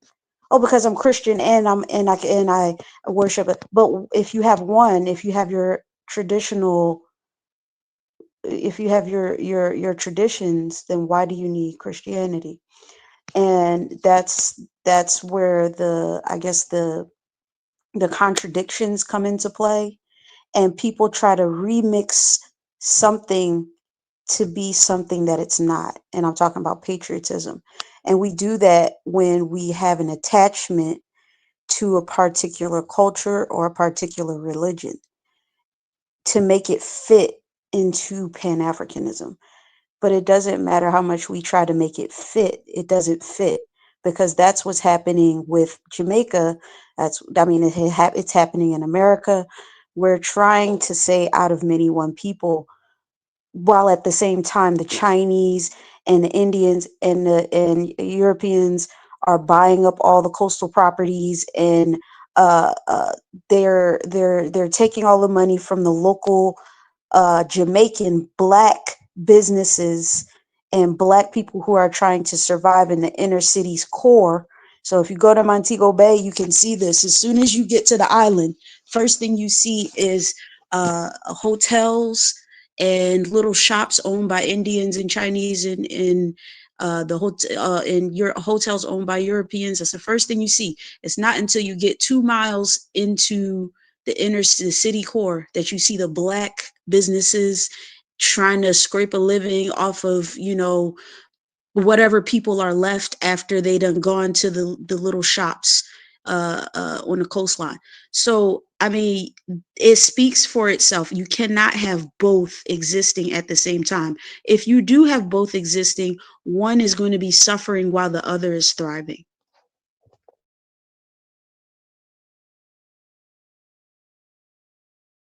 I appreciate that, Sister Cheryl.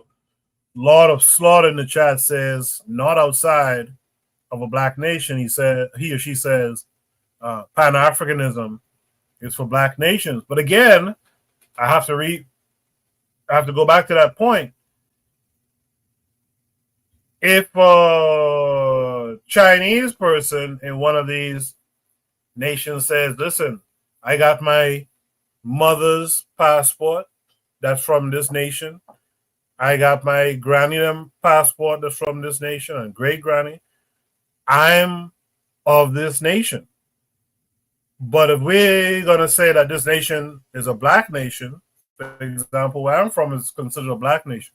If you're going to say that's a black nation, then how do you deal with these people, right? And if you really embody that idea that everyone from this nation, let's say the Bahamas, that everyone from the Bahamas is a Bahamian and we all Bahamians, then how do you reconcile that with Pan-Africanism, especially the way Lord Slaughter defines it as Pan-Africanism is for black nations? That's where some of the problems come from, which is why earlier in this show I said, we got to do some separating from now, because we're going to have to deal with these types of issues later on when we really get ourselves in a place where we can talk about black unity or Pan-African unity throughout the continent and the diaspora. Black Steel, what say you? I don't believe that Pan-Africanism can coexist with, if you're talking about patriotism, right? And like Cheryl said, to U.S. patriotism, how is it that definitely can't coexist? Because patriotism means, love of one's country. How can you be a Pan-Africanism and love the United States of America? Now, if we're talking about patriotism within the, say, for example, you have an African nation that is independent, you can be patriotic and still have your ideals of Pan-Africanism. But I don't think that within the context of, a Western society, it would be a complete oxymoron, in my opinion. How is it possible to be proud of the United States of America and turn around and be like, oh, but I love Pan-Africanism, when they're diametrically opposed? So it would only have to be, it could exist within an African nation, yes, but not outside of that. Those are my thoughts. But when you say African nation, you're including like the 16 black nations in the Caribbean and etc. If that country's ideas are not opposed to Pan-Africanism, I don't see why you couldn't do it. But if you have a country like us, like America, then I don't see how you could do both. I think it really depends on the context of which nation you're patriotic about. Gotcha. Okay. So you agree with Lord of Slaughter that says non-blacks can be citizens if they obey our laws, but no non-black business. But no non-black businesses are operating. Kamji versus join us in the chat. Shout out to Kamji. Kamji versus the next topic is one that's close to your heart, I would say. Afro-Native World asks Kamji, can you be a Cameroonian patriot and be a Pan-African? I'll be interested to see what Kamji has to say about that as well. Because what's his name gets a lot of flack for this too, by the way. What's the brother's name again, man? Dwayne Wong. Because Dwayne Wong is from Guyana, but he's of East Indian descent, I believe. And people give him some flack about that. So I'm curious to see what you guys think about that in totality. Buana, what say you to all of it? Yeah, I'm glad Kamji is here, but seems like Kofi is running. But I would say this: it depends on where you are. And why I say that is, let's just say I could be a Haitian patriot, loyal to Haiti, and also be a Pan-African, because the leaders, the foundation of our country is filled with Pan-Africans. The fathers of that nation were Pan-Africans. So there is not necessarily a big contradiction there. And in terms of development of our country, they created the constitution of our country itself. In saying that, and also saying that if you're an African person anywhere in the world and you reach the shores of Haiti, you are a Haitian person. So they was very inclusive in terms of the ideals of Pan-Africanism. One of the first groups of people are actually, in a practical way, operationalize Pan-Africanism. So I think that there's a possibility there. There's also a possibility, I would dare say, even in Barbados, for them getting rid of the crown and deciding to be a republic. And the leader right now currently is a Pan-African person. Mia Motley is a Pan-African person. So I don't see a lot of contradictions there. And maybe someone could point it out to me. In the Bahamas, though, I can't be a patriot of this country and be a Pan-African. There's too much contrast, because first of all, to be a member of parliament here in the Bahamas, you have to swear to the Queen, her heirs and successors. That's one of the first things you have to do. You don't swear to the people. You have to swear to the Queen, her heirs and successors. That is extremely problematic for a person who have the ideas of Pan-Africanism. So I can't be the two things. In Nigeria, they still have the British Whigs. So do we, the British Whigs or whatever. And I think that they have a federal system, but they still, in terms of the common law, they still have these ideas of British common law and all these things. So the infrastructure, the English infrastructure still is embedded there. So I don't see you could be a patriot in Nigeria in one instance and be a Pan-African in another. I think that is extremely difficult. Maybe in Ethiopia, where the lines was in draw for them, those lines was originally there. And I think that Haile Selassie did practice a degree of Pan-Africanism. So I don't see a contradiction in Ethiopia and maybe the AES countries right now, where the leadership is Pan-African, and you could be a patriot of Burkina Faso, but they don't disclude or discount other people from coming in to participate in what they're trying to do in the development or wherever. And also they are currently working together. So I don't see a contradiction there. But for me, in this country, I can't do it. I can't be a Bahamian patriot as it stands and be a Pan-African. I think there's too much contradictions that exists between the two ideas. Too much contradictions, man. So I would just say that I think it depends on where you are. It depends on where you are, and it depends on the style of government, leadership of government. It depends on a whole lot of different kind of nuances that exist. But I can't be one. I can't be one. So that's where I am with that. So what about Garvey then? Because Garvey was from Jamaica, which was under the crown, the English crown at the time when he was alive. And in fact, it was still under the crown when he died. Could he not be a proud Jamaican but still be Pan-African?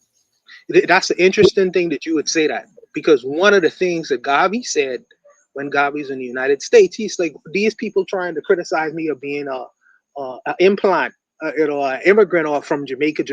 He said, I am an African person first and foremost. You know what I mean? He disrobed himself of that ideology from long time.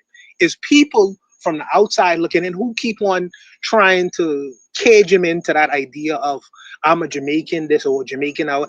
Garvey saw himself as as an African first. That's why he could label himself as the provisional president. You know, but the Jamaicans after he died now put him as the Jamaican hero. But Garvey disrobed himself of this idea of Jamaican nationalism long time before even the discussions with Du Bois in the United States of America. It's other people who was trying to label him as that and limit him as that. But he disrobed himself of that ideology. He said that there was a time that I could be one of the wealthy Black Jamaicans and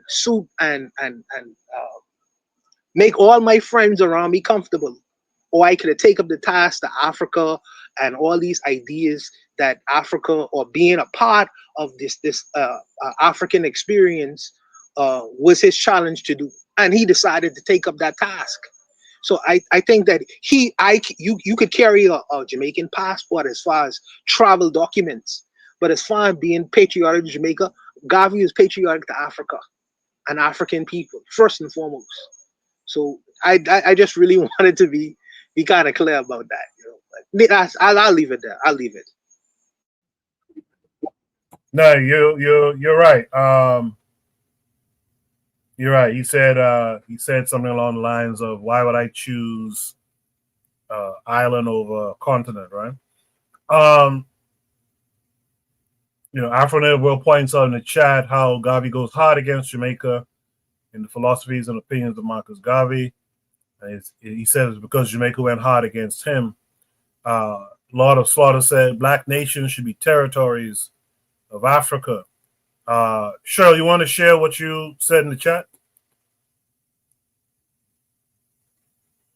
Yeah, I've just so personally, maybe it's something that's of my ignorance, but I've never heard of patriotism being used anywhere outside of America unless it's being referred to America, like some form or fashion of culture of America in another country. I'm just a little bit confused about that.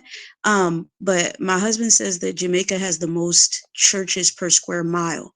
So again, that makes me wonder, what is what is Jamaican patriotism? What is when a person says Cameroonian patriotism? Like I need, like, what does that look like? Because if the nation is dominated by someone else's religion, is that what encompasses the patriotism? Or like, what is the patriotism?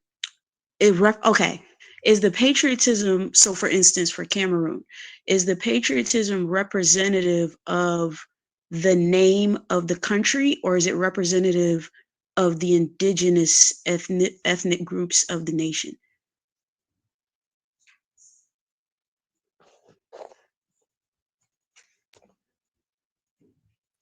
I personally think that. Go ahead, Kofi. No. I was just going to say, well, African in the World says it here. Each country has patriotism. So, the Black American, not all, but nowadays some, are U.S. patriots. Jamaica, Jamaica. And all the things that go into what it is to be, kind of a big supporter of the country, the nation where you're from. I think that's what we're talking about. So African World points out, for example, Dominican patriotism is them being anti-Haitian, right?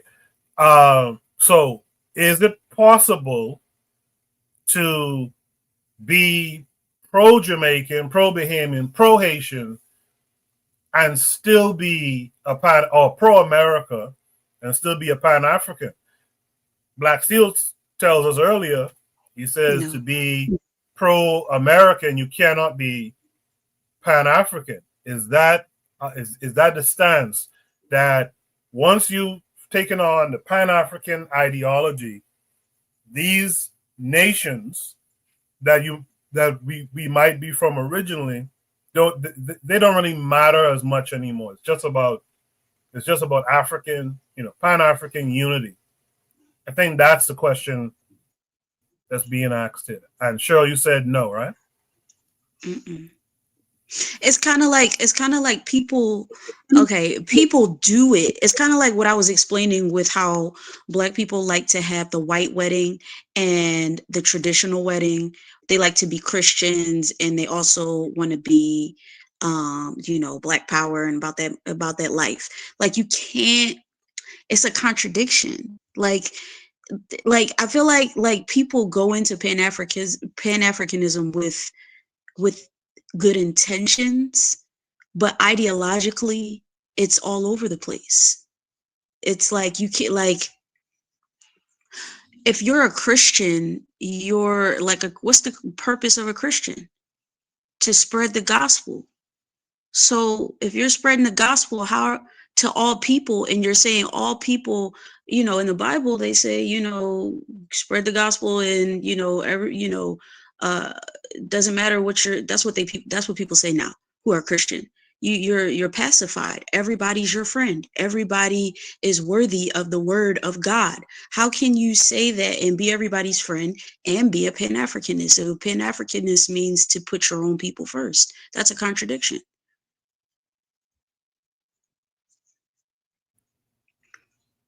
Okay. Bonnie, want to add something? No, I'm not patriotic to no former slave colonies where I was kidnapped and brought to. That's a ridiculous kind of idea.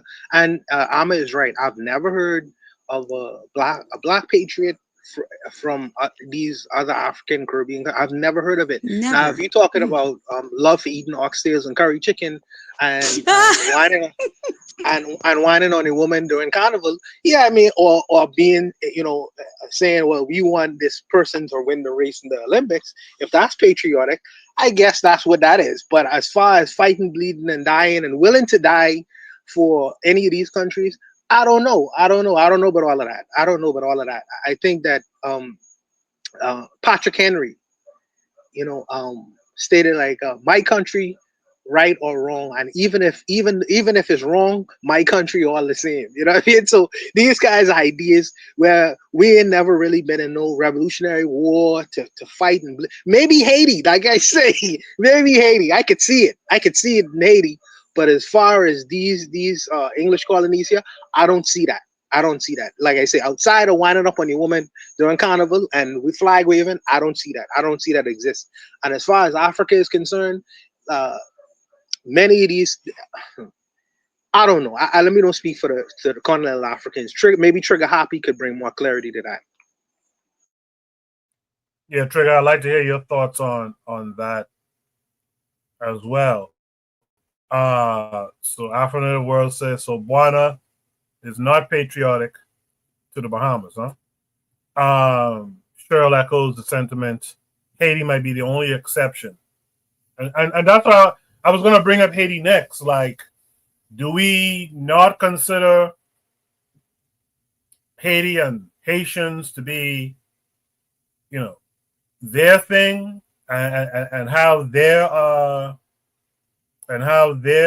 love for their country and culture, but yet still believe in Pan-African unity? I don't know. Black Steel, you've been quiet for a little while. What say you?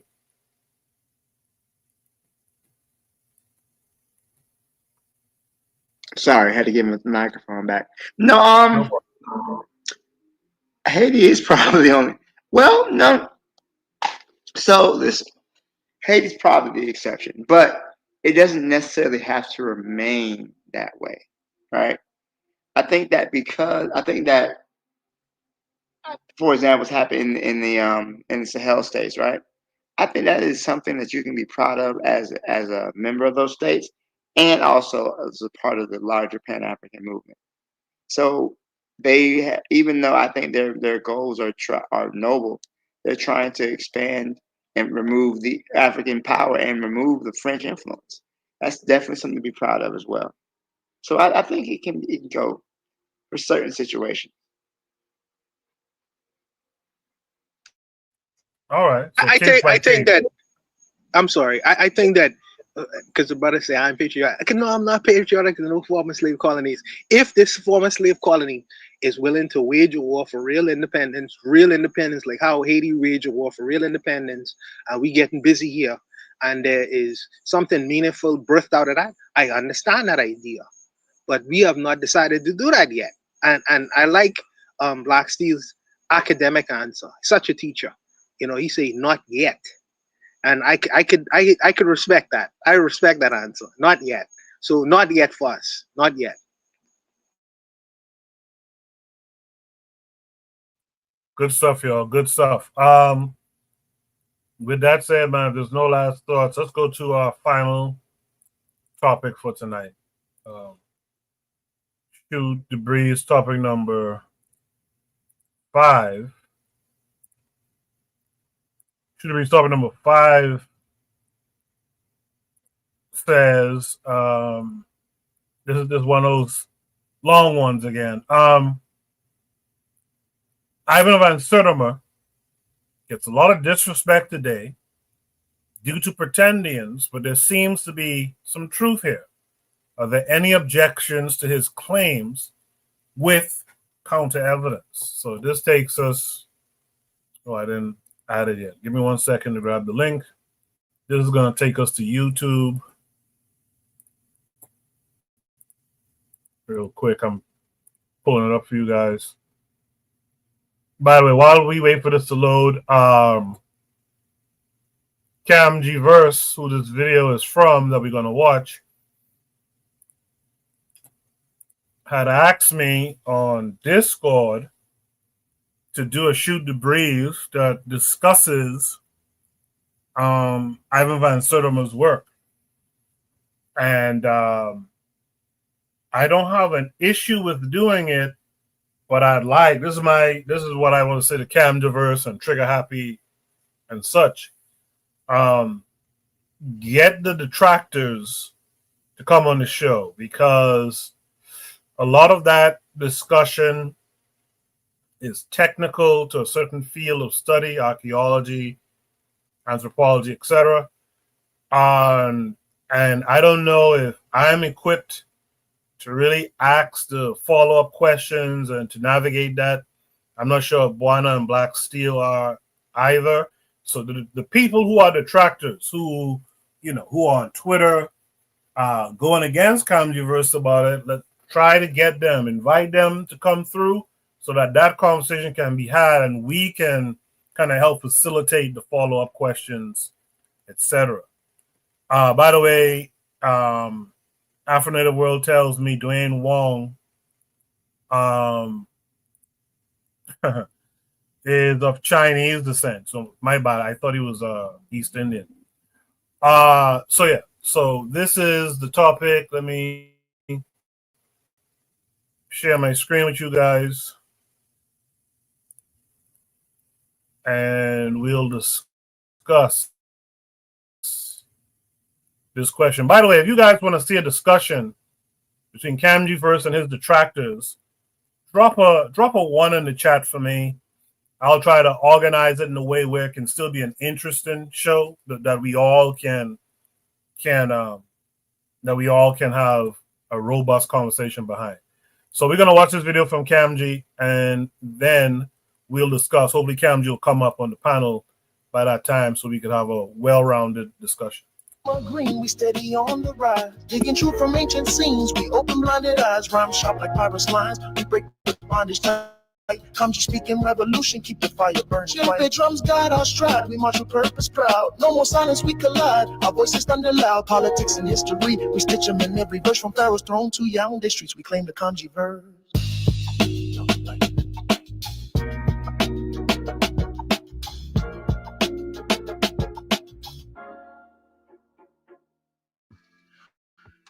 So I want to talk about Ivan Van Sertima and just the many castigations against the legacy of Ivan Van Sertima, who had a very, very seminal work that came before Columbus.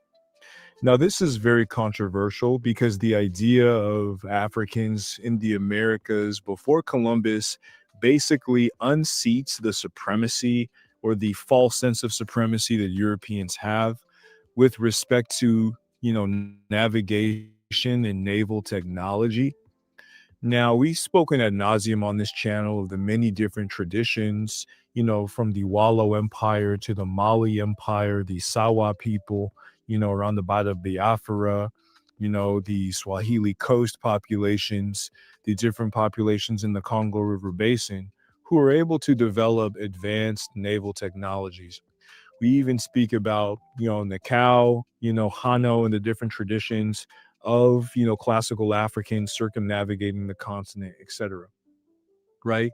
So the idea that Africans sailed to the United States prior to Europeans is something that is extremely controversial. Now, on the flip side, there are a lot of Tantonites and a lot of reactionaries, certain Pretendians who try to promote the idea that Black people have always been in the United States. The Megalayan, infra-Saharan African has always been in the United States, prior to even, the existence of the Native Americans. And they deal with population Y, the Lucia skull, et cetera, et cetera.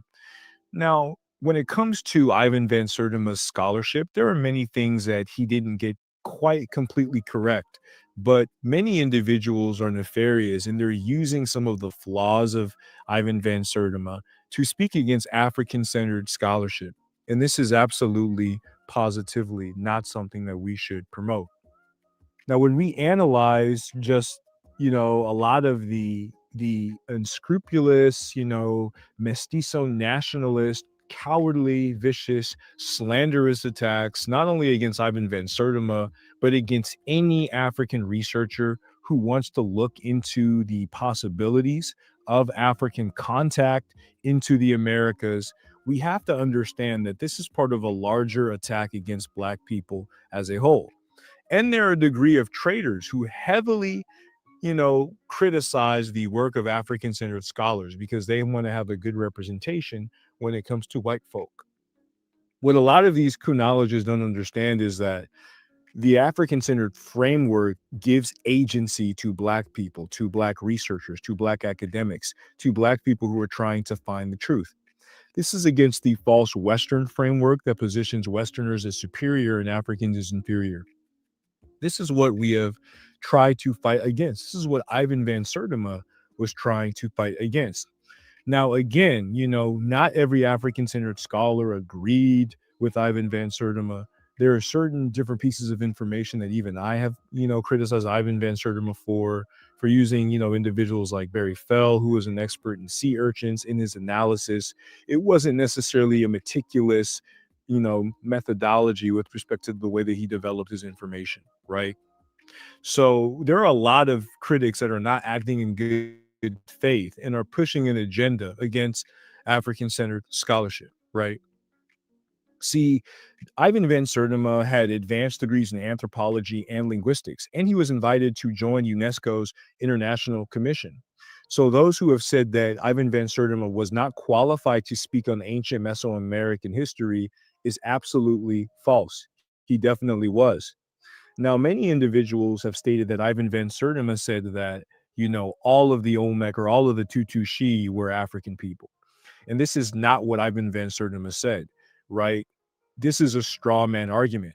According to Ivan Van Sertima's own words, and again, Ivan Van Sertima directly, responded to the critiques of his work that came before Columbus. He said, I am not asserting that Black or African people are indigenous to any part of the Americas, right?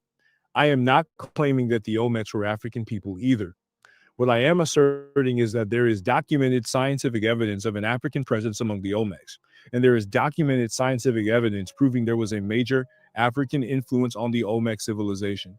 So again, here, for all of the Pretendians and the Abos who like to use Ivan Van Sertima's work to promote the idea that Black people were indigenous to the Americas, Ivan Van Sertima directly rejected that, and he promoted the idea that Black people came from the African continent, especially in the Megalayan era, right? So if we look at the core of his thesis, when we refer to a lot of the phenotypic, aspects, there are stone heads that possess typical phenotypes of indigenous Black African people, and they do not look like Native Americans. Many individuals have claimed that some of the more Africoid looking heads are monkeys, right? But these figures do not resemble monkeys. They resemble Homo sapiens sapiens, right? There is a specific head known as El Negro. And many people say that the El Negro head represents a monkey. If this was a monkey, Mexican museum curators would have named it El Mono, right? And monkeys are not a known part of the Olmec religious pantheon. The Olmec heads represent Olmec rulers and or priests, not gods or animals, right? So now there is the work of the Polish craniologist Wojcinski, and it found that 13.5% of the skeletons from Tatlico and 4.5% from Cerro de las Mesas was African. Right now, many people may disagree with this analysis. Many people may oppose it, but there has not necessarily been anybody who's replicated the research to prove it incorrect. So the people who want to say that maybe he didn't use the right methodology, they haven't been able to correct a lot of his work. Then we have the Zolo dog, right?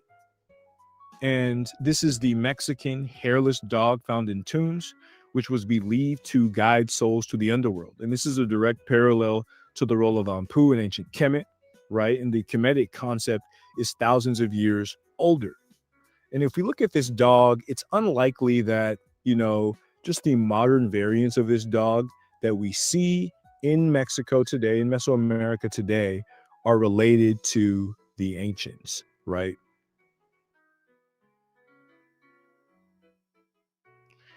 So basically, the idea that they're related to these pre-European dogs is pretty unlikely, right? Then you have the feathers versus the braids. There are many scholars who claim that the headgear on the statues represents feathers. However, in most indigenous American sources, feathers are badges of honor and are never hidden under helmets, right? So these these representations are clearly braids with beads. This makes a lot more sense. The idea that they represent feathers is just unfounded, and it doesn't match what we see within the Native American record. So there's a lot of feasibility when it comes to African voyages. There's numerous ancient Kemetic examples of ships, like Khufu's solar boat, found at the Merkud at Giza, Queen Hatshepsut's expedition to Punt, depicted on temple walls. And then you have Herodotus's account of Sesostris or Senusret sailing with a fleet of warships. So obviously, the people who built the pyramids could figure out how to sail the oceans. And there's a caveat with, Ivan Van Sertima's analysis, in the sense that he positions it at Nubio Kemet. And there are other scholars like the controversial Clyde Winters, who position the Mande people as the source of the royals among the Tutushi. And Clyde Winters actually goes further, saying that all of the Olmecs were African. And this is not necessarily something that Ivan Van Sertima said. But even when we look at the calendrics, the fact that the Tutushi or the Olmecs created the first Mesoamerican calendar, and you have the 365-day solar calendar of Kemet, as a potential source of it, right? And then there's the more controversial findings of cocaine by Svetlana Balabanova, right? Traces of nicotine and cocaine in ancient Kemetic mummies, right? Including Hennet Tai, and many have suggested that this is a potential link, a trade link as well, right?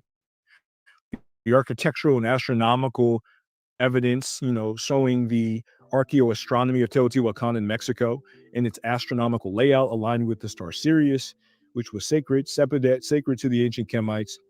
And then there is a myriad of evidences, a myriad of historical linguistic evidences or potential unity between the so-called mixed Zoc languages, as well as the Paleo-African languages or Niger-Egyptian languages. You have various clusters dealing with water, dealing with rain, liquids, appendages, eyes, and putative correspondences that speak to aerial diffusion or trade between infra-Saharan Africans, most probably the Sahelian West Africans, which makes it an easier route to travel, from Africa to Mesoamerica. So these lexical and, putative, phonological, and morphological correspondences speak to potential aerial diffusion if we consider the fact that mixed Zoc and Paleo-African are two distinct language families. Now, if they are deeply related, then maybe some of the more controversial individuals like Clyde Winters may have a point. But, the time depth of around, 2,000 to 3,000 years basically suggests some type of sustained trade between the two different civilizations, right? Now, when it comes to the critics, Gabriel Hasler Vieira, right, he has a doctorate in sociology. So many of the people who question the qualifications and the research of Van Sertima, who had advanced degrees in anthropology and linguistics, they're using people like Vieira, whose, area of expertise is not necessarily, anthropology and linguistics with respect to Mesoamerica, right? So, a lot of people are trying to say Van Sertima's work is fringe, but Van Sertima was invited to speak before the U.S. Congressional Committee in 1987. He was invited to defend his thesis at the Smithsonian in 1991, and he was published in a peer-reviewed Smithsonian volume in 1994, Race, Discourse, and the Origin of the Americas, right? So the idea that he's fringe is definitely unfounded. He's well-respected, and even if you disagree, we have to give some sort of leaning to his model because it hasn't been refuted, right? Especially its historical linguistic integrity, right? So there's many other African scholars, Pan-African scholars who have defended Ivan Van Sertima, right? Especially against the likes of critics like Bernardo Ortiz de Montellano, right? And Theophile Obenga specifically calls out Montellano for his uncivil and racist attacks and for his dismissive and insulting tone with respect to his analysis of Ivan Van Sertima, right? And this is a substitute for genuine scholarly engagement, right? Obenga finds it unjustifiable that the scholar of Van Sertima's stature, a Rutgers professor with doctorates in anthropology and linguistics, is subjected to such personal and ideological vitriol. Obenga directly confronted Montellano's tactic of dismissing Van Sertima's protest, right? And Van Sertima claiming that he doesn't necessarily fall in the Afrocentric camp. But in reality, any Black person who is against racism is going to be classified as an Afrocentrist, right? Now, Van Sertima answered his critics with academic rigor, right? Obanga directed readers to Van Sertima's own published response, reply to my critics in the Journal of Pan-African Studies in Northridge, California, right? So he did not ignore the criticism, but he met it with a point-by-point refutation. And a lot of these Eurocentric and racist critics conveniently overlook this, right? Now, the idea that it's only Afrocentric scholars who have promoted the idea of Africans among the Olmecs is completely false. We have Alfonso Medellin Zenil, who was a Mexican archaeologist. He was a founding researcher of the National Institute of Anthropology and History and the National Museum of Anthropology. He also taught several generations of students at the University of Veracruz, right? And Medellin established a chronological sequence for the Totonac culture. And he conducted fieldwork on the island of Sacrifices, where he discovered the Totonac artifacts. Now, according to this scholar, true Negroes, the true Negro physical type was represented among the Tutushi, or the Olmecs. Then we have Gonzalo Aguirre Beltran, right? And this was a Mexican anthropologist known for his studies of marginal populations. His work focused on Afro-Mexican and indigenous populations. He was a director of the National Indigenous Institute and as assistant secretary for popular culture and continuing education. He was responsible for forming government policy towards indigenous populations. So not only was this a researcher, this was a government official, right? And he is very important in the field of applied anthropology. According to this scholar, he did not reject the idea of Negroids or Black people among the Olmec population, right? Then we have Carlo, T.E. Gray, whose work on Xochitl figures led him to conclude that the Olmec ancestry was probably not Mongoloid, right? And Carlo is a historian known for his research work on pre-Columbian art and archaeology of Mexico, particularly the Olmec or Tutushi art and the Mezcala culture of the Guerrero region. So he's saying they probably were not of Mongoloid origin, right? And this is affirming the fact that there are numerous scholars who wouldn't be considered, Afrocentrists, who have promoted the idea that the Olmecs definitely potentially had either Negroid or African origins. So Montellano's selected bibliography reveals a biased agenda rather than a pursuit of the truth, right? So we have to understand this. And Obanga situated Van Sertima in the defense of Van Sertima as an affirmation of African agency against the biased Eurocentric and flawed criticism against the framework that African-centered scholars seek to present.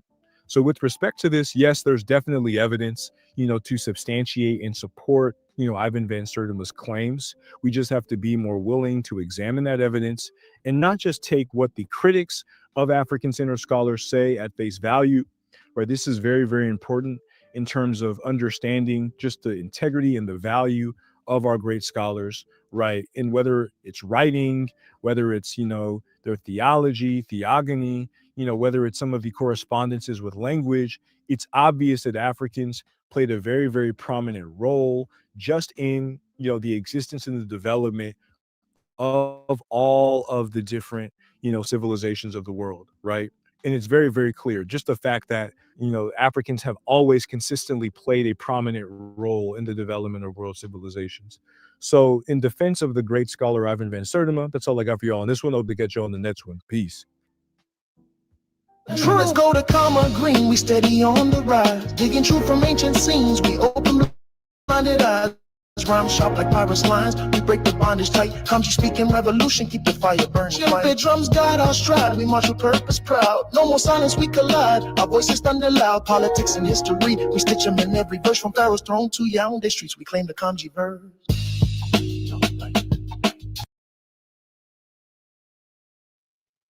Try to play most of that outro so you guys could see some good AI at work there.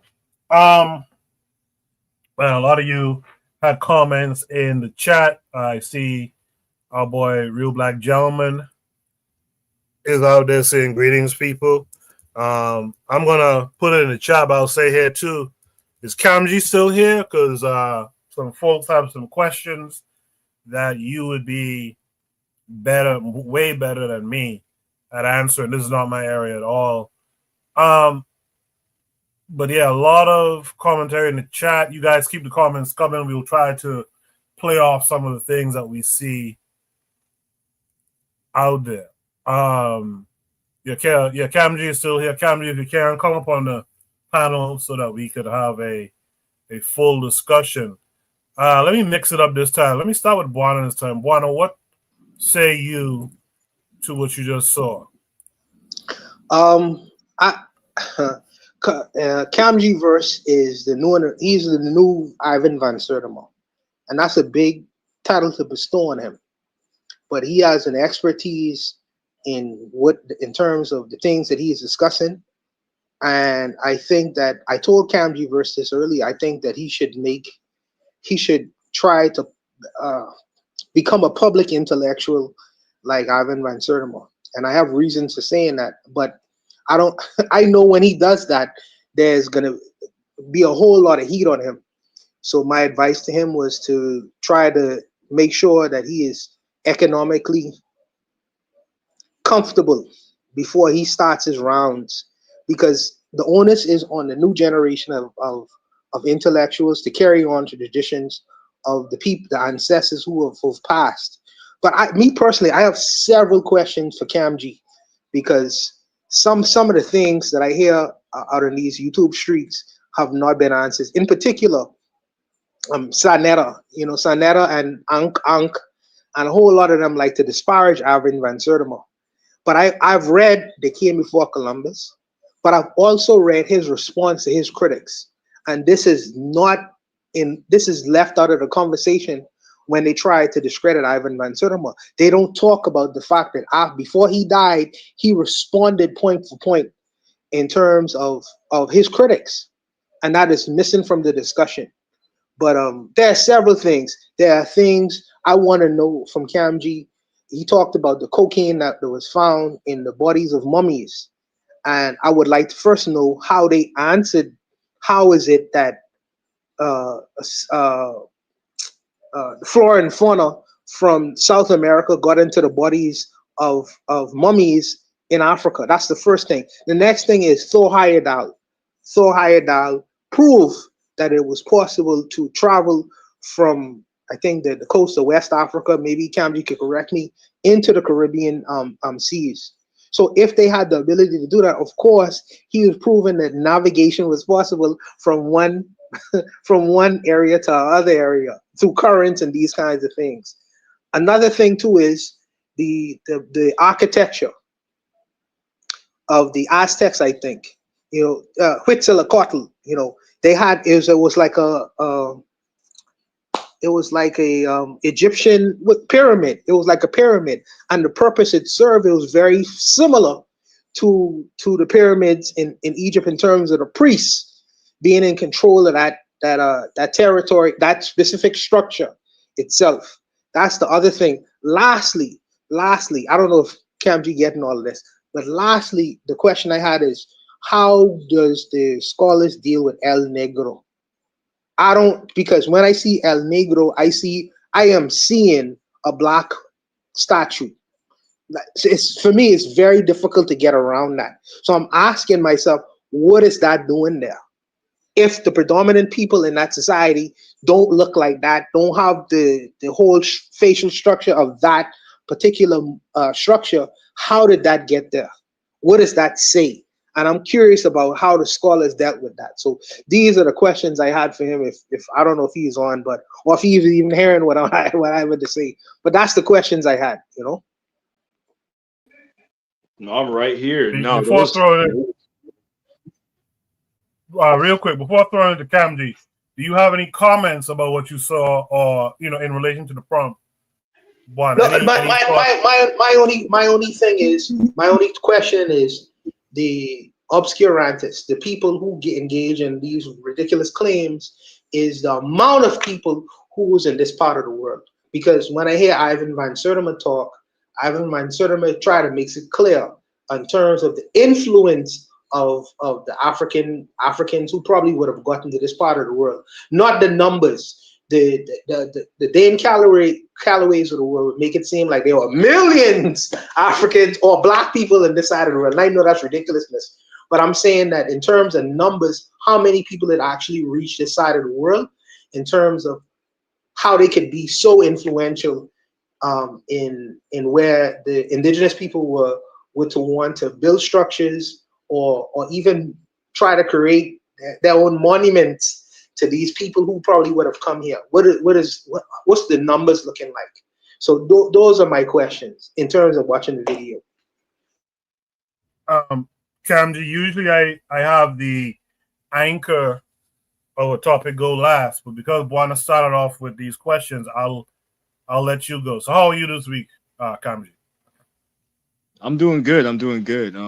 Yeah, I wasn't expecting you to have the show today, but it's cool. There was a lot there, and I will say that before I go too deep, this topic is very, very difficult for most Black people because most Black people don't know how to think beyond the boundaries that white people set up. That's number one. So, you know, one of the more common detractions that I get about this topic that shows that most people aren't really thinking that much is the incoherence between the chronological period of Abubakari's voyage in the 14th century and the Epiomic culture, 12 to 4th or 12 to 13th to 5th century BCE. One is a BCE culture and the other is a common era culture. But Sertima's book, They Came Before Columbus book, he describes a very large chronological time span that, you know, goes from the Paleolithic to the pre-colonial period. So just that one limitation of the contact model to the 14th century shows that a lot of Negroes who approach this topic are not reading or thinking at all. So I'll leave it with that, and I'll let everybody give their input before I go deeper. Sure thing. Sister Cheryl, what say you?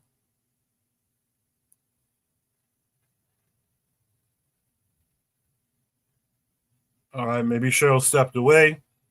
So I'll go to Black Seal. Black Seal, Ivan Van Sertima gets a lot of disrespect today due to Pretendians, but there seems to be some truth here. Are there any objections to his claims, Camdy's claims, or Van Sertima's claims, with counter evidence? What say you, Black Seal?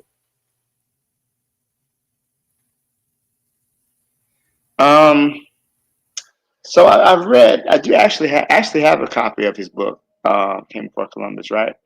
I don't know. I think that I wasn't aware of some of the ways he his counter evidence. I think I'd like to at least learn a little bit more about that. There are a lot of people who, when he read his book, he talked about the king of Mali who sailed into the east and never returned. And I guess he talked about that in his book, but it's been a very long time since I've read it. I'm open to hearing any and all information about this topic because I'll admit I'm not as informed as I would like to be personally. So, but I do accept the fact that African people, were explorers as well, and they traveled to all parts of the globe. I could definitely understand that, but I'll leave it there. Those are just my thoughts on it. Sure thing. So, Camdy, this is what I don't know if you heard me when I teed up this conversation earlier. Cheryl, I'll come to you in a second. A lot of us are not as adept to this information. So, to do a whole shoot the breeze on the topic would be, I can do it, but you would have to organize like all those detractors I saw you had on Twitter this past week or two. If you can get them to say, yes, we'll come and have this. They won't come. I'll just tell you right now, they won't come. Because they're not interested in a scholarly conversation. Their conversation is more ideological, and their ideology is against the Abos and the Pretendians. So they don't know how to have an intelligent conversation on this topic. That's why none of them will ever come on the show. But if Gotcha. you could All right. define Well, like maybe Kofi or someone who's a skeptic, someone who's a skeptic from the server or from any other server, maybe that might be interesting. But you can't necessarily deal with an ideologue, because if you deal with an ideologue, you'll never be able to have an intelligent conversation. well stated. Okay. So we'll have to table that for now. But if we can ever get a few of the naysayers, I know Kofi would be willing to come. He was in the chat earlier. I don't know where he is now. But yeah, I would like to have a topic or two back to back where we can kind of discuss it and actually have a chance to walk us through it like we were 5 years old and really break it down. But I think Sister Cheryl is here. Let Cheryl go, and then after that, Kofi. I'm sorry, Kamji, you'll go next. So, Sister Cheryl, what say you? Yeah, so with Ivan Van Sertima, back like when I was in grad school, can't remember exactly what, but I had to do a project on Ivan Van Sertima. It was just very brief. What I find is that I think somebody mentioned it in the chat too. A lot of African Americans in particular like to try to cling to this idea that we were here before um anyone else. Like we weren't part of the transatlantic slave trade and so I kind of err on the side of caution with Black people, because we like to say we're from everywhere. We like to say we're Afro-Asiatic. We like to say, oh yeah, we got the Ainu in Japan. We like to say we're from here, we're from there. And that's all great and all, but our ancestors came from the transatlantic slave trade. And I think when Black people do this, I think they unintentionally and unconsciously try to distance themselves from the continent. And we kind of go down this rabbit hole where it doesn't mean that these ancient places didn't have access or contact with African people. It doesn't mean that. There very well could have been some trade going on back then. There could have been some traveling over the oceans. That could have happened. But to say that is the reason why, like people, like someone in the chat did say Dane Calloway, he uses this to kind of like connect himself as being a part of the land that is what we call America. But it's highly far-fetched, especially if your family was a part of the original 13 colonies. It's highly unlikely that you were part of that that flow, that influx of Black people that may have been in the area where the Olmecs were at that time. It's highly unlikely, especially if you're Philadelphia, all up and down the East Coast. It's not likely. And if you're in the South, Atlanta, Mississippi, Alabama, it's highly unlikely that was you. But you can still make the claim that Black people have done trade with people. That's totally admissible. But I mean, we kind of stretch it and we go down this rabbit hole, and I think we need to sometimes we just need to refocus. So I'll just leave it there. Appreciate that, Sister Cheryl in the chat. Sister Raw is in the chat saying greetings. Sister Raw, we had a topic earlier. You could probably catch up in the playback. We had a topic that was directly addressed to you. So make sure to check that out. Man, with that said, Cameron, you've heard everything everyone else had to say. You see what the chat is talking about. Break it all down to us like we're 5 so that we can come to the conclusion that you have come to. Well, I can't see the chat currently. But as I said before, it's important to separate the ideology or the perspective aspect of it from what actually is seen, what's documented, what we have evidence for, right? Because I use the term framework, and the framework basically puts you centered in location and time. I think Bwana, he was talking about being from the Bahamas. And, we're here in the United States, which is an interesting country because Black people here, most Black people can't really trace, past the brick wall, 1870. Pre 1870, most families don't really have direct records of who they are, right? For a myriad of reasons, slavery notwithstanding. But whether or not, Black people in America can trace descendancy to different populations throughout history, be it the Olmecs or, the Ainu or the Andaman Islanders, whether or not that's happening doesn't necessarily have any bearing on the documentary evidence that we have at our disposal, right? So the video you saw was more introductory, but we can demonstrate on many different domains, whether it's dealing with pathogens or sickness, mealworm, threadworm, roundworm, whether you're dealing with fauna or plants, you talk about cotton, Gossypium hirsutum, that's in Cape Verde. It's a Mexican breed found in Cape Verde in 1466, and it got to Cape Verde from West Africa. Whether you're dealing with place names, the large variety of place names in linguistics, it's called onomastics.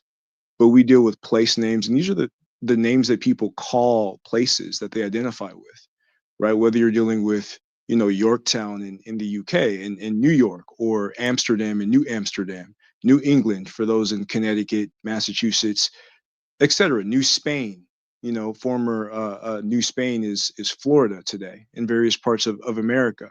So place names also show us this.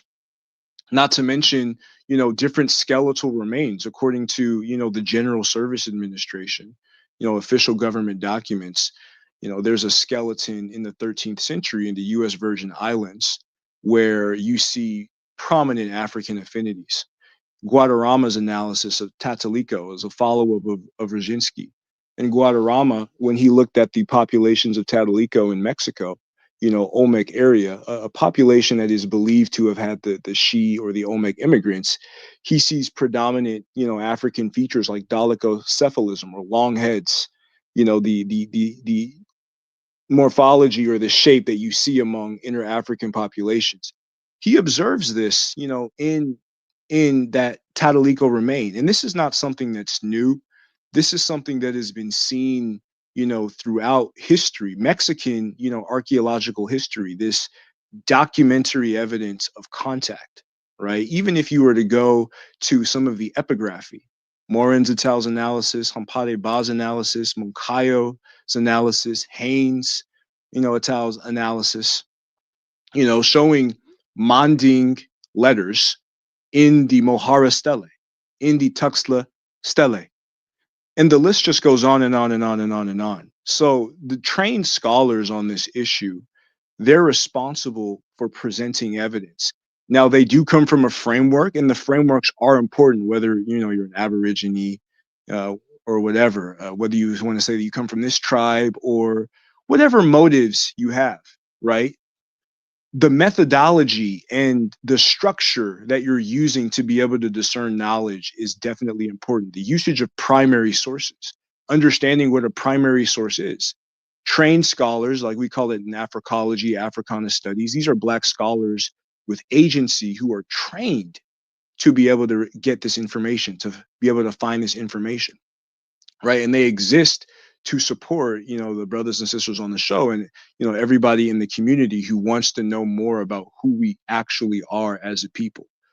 But as I said, ideology notwithstanding, the history of racism and slavery notwithstanding, because we definitely can't separate the environment from the experience of Black folk.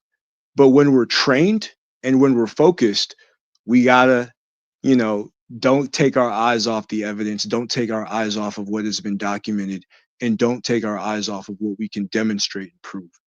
So that's kind of generally it. I mean, that's like a brief synopsis of it. Now, if we want to go into particular details with any field that I just mentioned, we can.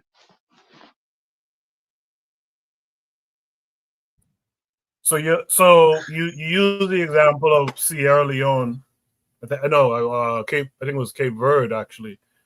Mm-hmm. You said that they had Mexican species of cotton. Yeah, and that comes from actually West Africa. Yes. Okay, yes, so yeah. Right. So tell us about the cultural exchanges then between the Olmec civilization and West African civilization. Food, is it language? Well, there's both. I mean, yeah, there's both. Sertima mentioned bakoko, and this is a lexical item or a vocab word that Montiano, Hazliviera, Barber, the individuals from the Current Anthropology 1997 forum, they disputed that. But Roger Blench actually, reconstructed among various African populations, koko. And we certainly know about the nominative ba used in, so-called Bantu languages. So bakoko would be an example of that. Kani or guani, which you see among the Taino populations, you see it in Costa Rica, this gold copper alloy, right? We have some commonalities with that phrase. And generally speaking, there's a scholar by the name of Neder Neb. He's the one who pointed me to this area. The fact that, in linguistics, there's what's called aerial diffusion or contact or borrowing between West Africans and Mesoamericans before Columbus. And that basically shows that they were trading to a degree, and basically sharing ideas and sharing items. Now, again, as I mentioned before, a lot of the deceptive practices, of some of these scholars from the CA Forum is they'll try to limit the contact model to the 14th century, or they'll try to say that anything that happened before Abubakari in 1311 invalidates this model. But, Van Sertima and many other scholars, many other Africological scholars, they laid out a large time span. So there's a lot of history from the Paleolithic time until now where various exchanges took place. Another example is in Ile Ife, the pavement on Ile Ife. We have corn impressions on the pottery sherds because what they did is they took pottery and they crushed the pottery as part of their pavement mixture. Anybody who's in the construction industry, about the relationship between Portland cement and concrete. It was actually, my field. But when you look at Ile Ife, you see impressions on the pottery of Z maize. Z maize or corn is predominantly an American species, an American fauna. And you see that in Ile Ife in the Yoruba culture before Columbus's voyage. It's obvious that in numerous fields, genetics, linguistics, epigraphy, the writing orthography, commonalities from the Swahili coast with the schematic geometric amorphous drawings of Felix Chami. You see some of the same letters in West Africa, and you see some of the same inscriptions in the Tuxtla and the Mojera stele in Mesoamerica. And the list goes on and on. It's obvious that there's just numerous areas and evidences of contact beyond just the technological ability of Africans. And I'll leave you with this on this point. Western scholars today, they say that the blonde-haired, blue-eyed Viking, they navigated to the Americas, the Asiatic or the Pacific Islander, right? And for many people who say that the Olmecs look like the Samoans, in Ivan Van Sertima's follow-up, which is African presence in early America, he actually mentions, Australian Aborigines and Melanesians sailing to the Americas as early as 25,000 years ago and 15,000 years ago, respectively, for the Negritos, deep in the Paleolithic time. So Sertima's model includes the possibility and reality that many of the Black people in Mesoamerica came from the Pacific, right? And, if you go deeper into this, right, you can see the many, like the myriad of correspondences. And, it's really easy to get lost in it. But at the same token, I think it's important for us to be respectful for what our scholars actually proposed and wrote down, right? Be absolutely respectful, because when it comes to the nautical technology, right? Or the ability of intelligence. Most Western scholars, again, they'll say that the Europeans, they made it to the Americas. The Asians and the Pacific Islanders, they made it to the Americas.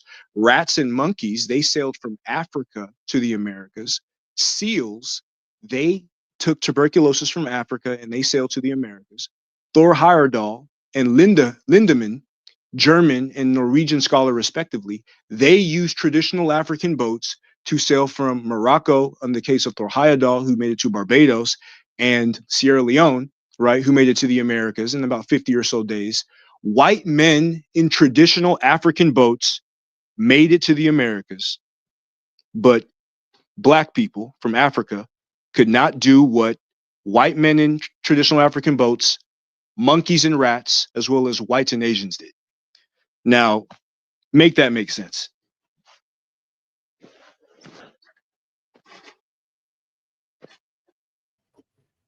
Good points there. You know, I saw you post about the seal.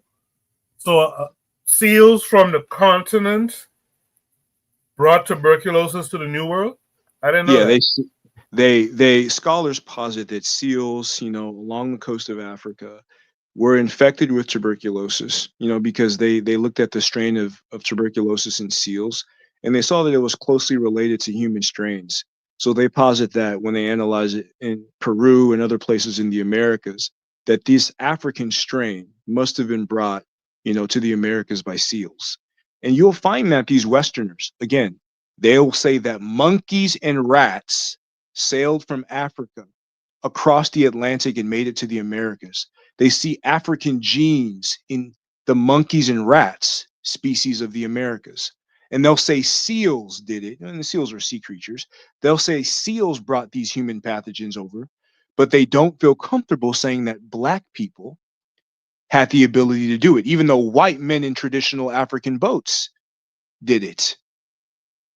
It's obvious that they're biased. Obvious. Black Steel had to drop off. Black Steel, I'll see you in 2 weeks' time because we won't be live next week. But you know, one last question from me to Kamji, which I find fascinating. So, well, two questions. The Olmecs, who we believe have African origins, right? Are they all of African origin, or some was of African origin? Well, I mean, Sertima's model, the contact model and the approach says that their presence was there, right? If we consider Wyszynski's analysis, he puts it at 14% of the skeletons that he examined had that. He used equatorial and Dongolan type taximetric approach, which people who disagree, the same people who disagree with Wyszynski with respect to Olmecs, you see them Bantuid, Congoid, Niloid, and using all types of taximetric methodologies to describe African populations today, to delineate, you know, different African populations today. Guadarrama, his different type in Tatalico was about 40%. So it was like a large minority would represent, you know, the prognathism and dolichocephalicism or long skullness that you see in the so-called true Negro type. You know, scholars like Clyde Winters, which I say is controversial because he's probably the only open FBA scholar. He would actually say that all of these people were black and that they came from Paleolithic times from Africa. And you could differentiate him from Dane. Dane basically says that black people were aliens or came from the sky or whatever. Like they just go all the way to the deep end. But to answer your question, I would say safely, I could say a minority. But the primary point is there was contact, and we have physical remains showing Africans in the Americas. We have epigraphy, you know, showing Africans in the Americas. So the number, or to the degree that we came, pretty immaterial, honestly. We're just trying to demonstrate the technological plausibility and the fact that we were there, and we demonstrated that.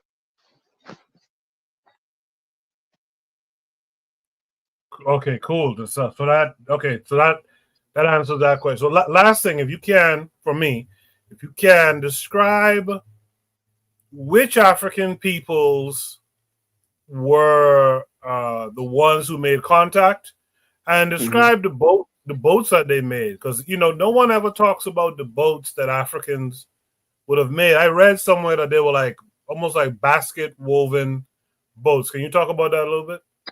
Yeah, and that's interesting because this goes back to like the limits of Anglocentrism or English only sources, because there's actually a myriad of sources who speak about the watercraft. Now there is one English source, Robert Smith, that comes to mind, and he actually speaks about West African sailboats. A lot of people, when they talk about sailboats, they talk about ancient Kemet, they may talk about the Swahili coast, but in West Africa, from the Yoruba people all the way up to Senegambia, they used raffia palm and threads to basically build their sails, woven threads and woven palm fibers, palm textiles to build their sails. And then they eventually would adopt sails or cloth sails from the colonial period. But the Senegambians, the Wallo people, are extremely important in this because they have an extensive tradition of mariners, star travel, star mapping, an extensive tradition. And the Niani Empire, Niani would be the name of the Malian Empire, in the decades prior to Abubakari's 14th century, early 14th century voyage, they actually gained dominion over the Senegambian coast. So many of the Mule mariners would have been in their domain. They would have had access to the Loco and Gal ships, which would have been 20 meters, 65 or so feet, 8 feet across, with the hull maybe about 4 to 5 feet high. Those are the Loco. The Spaniards called them Almadia ships, or dugout canoes. And, in the most primitive version of that, that's what Lindemann used to basically travel, from Sierra Leone to the Americas. This German scholar in the 1950s. It took him about 52 days, right? But the evidence shows that they actually had, structures, sails, what Europeans may call the caravel, according to Pathé Diang. Like the caravel of the Europeans is based upon a Senegambian prototype, right? So the Senegambians would be a major ethnic group, and by extension, the Mali or Niani Empire and all of the ethnic groups associated with that. The Songhai, according to Tomowski, is a Polish scholar, Dr. Tomowski, as well as Kamogisha in the Journal of Caribbean History.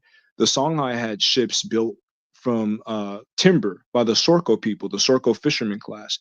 And these ships were very, very large. They could carry cargo up to 70 tons, right? They were a really, really large ship, 25 to 30 meters, similar to the Mbana ship of the Senegambian people, which is about 30 meters, 10 foot across and 5 or so feet of hull height.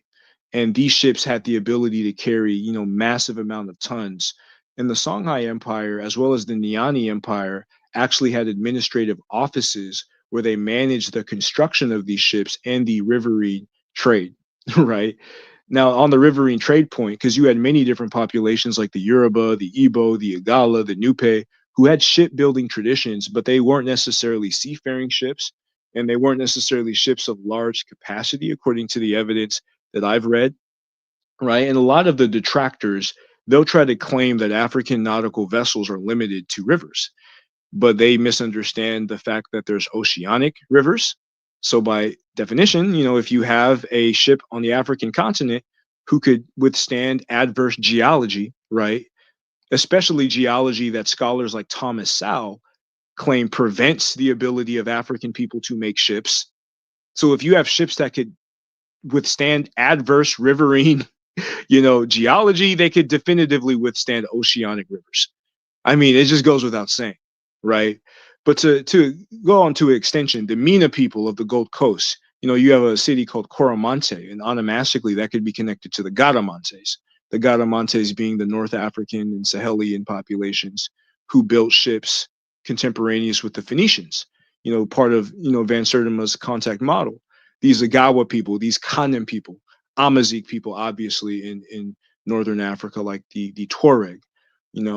You have the Luongo people who, with the Mina people that I previously mentioned, of the Port City of Coromante, according to Robert Smith and his analysis, they were able to build ships that could travel up to 3 to 4 months from the Gold Coast of Ghana to Angola. So they were able to travel there and back with sailboats, right? And the Fanti people and the Mina people, they were known by Europeans to be able to conduct trade deep out into the coast.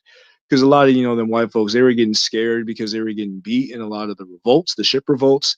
So they started to manage trade where they may show up like 20, 30, 40 miles off the coast and ask, one of the African boats to, sail out and give them merchandise, right? And the last thing I'll say on this, Swahili, I don't want to miss any. Swahili, ancient Kemet, the Somalis clearly, obviously had this. I mentioned Angola, the Congo Kingdom had this as well.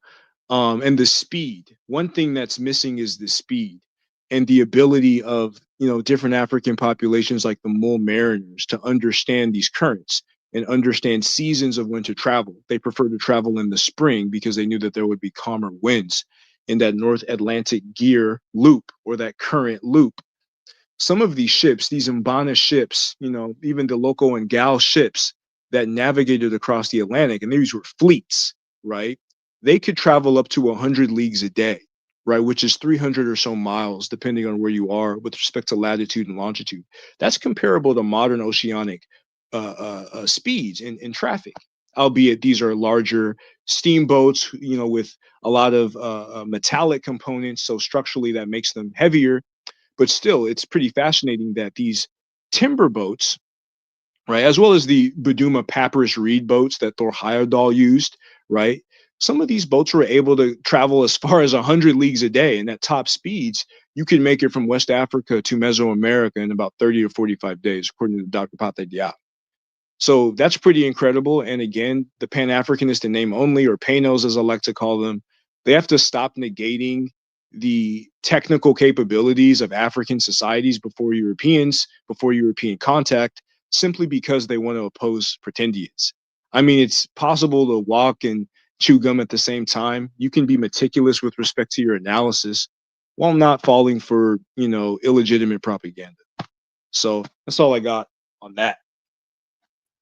Appreciate that, Carmen G. Let me throw it to my remaining panelists. If there's any thoughts or questions you guys would have, let's start with Buana.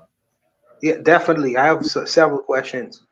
As far as currents, because I live on an island that's surrounded by water, I understand the strength of currents, and the if you understand currents, you understand how it can be manipulated in terms of sea travel.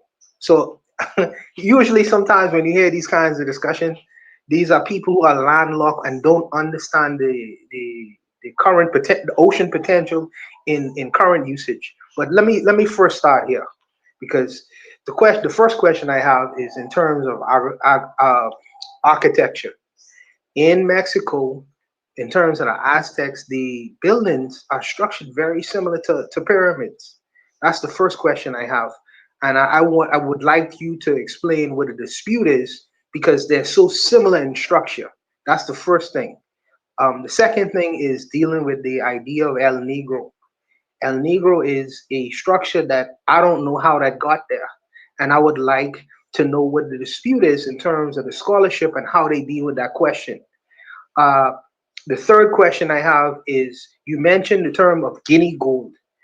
Some people don't realize that some gold is different, and Guinea gold or gold from Africa is particular to that region in terms of being different from gold found in the Western world.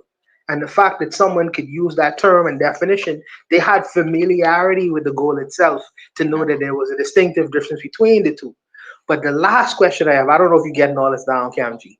The last question I have is the Andaman Islands, because the discussion is from some quarters here is these people are not necessarily African people. So my question to you is, whether you consider them African people, and if they are African people, which part of Africa did they come from, and how did they traverse from Africa into the Indian areas of the world? That's the 4 questions. I don't know if you got all that. Yeah, I think I missed the first question, but you asked about the Andaman Islanders, you asked about the gold, you asked about Monument F, and what was the first question?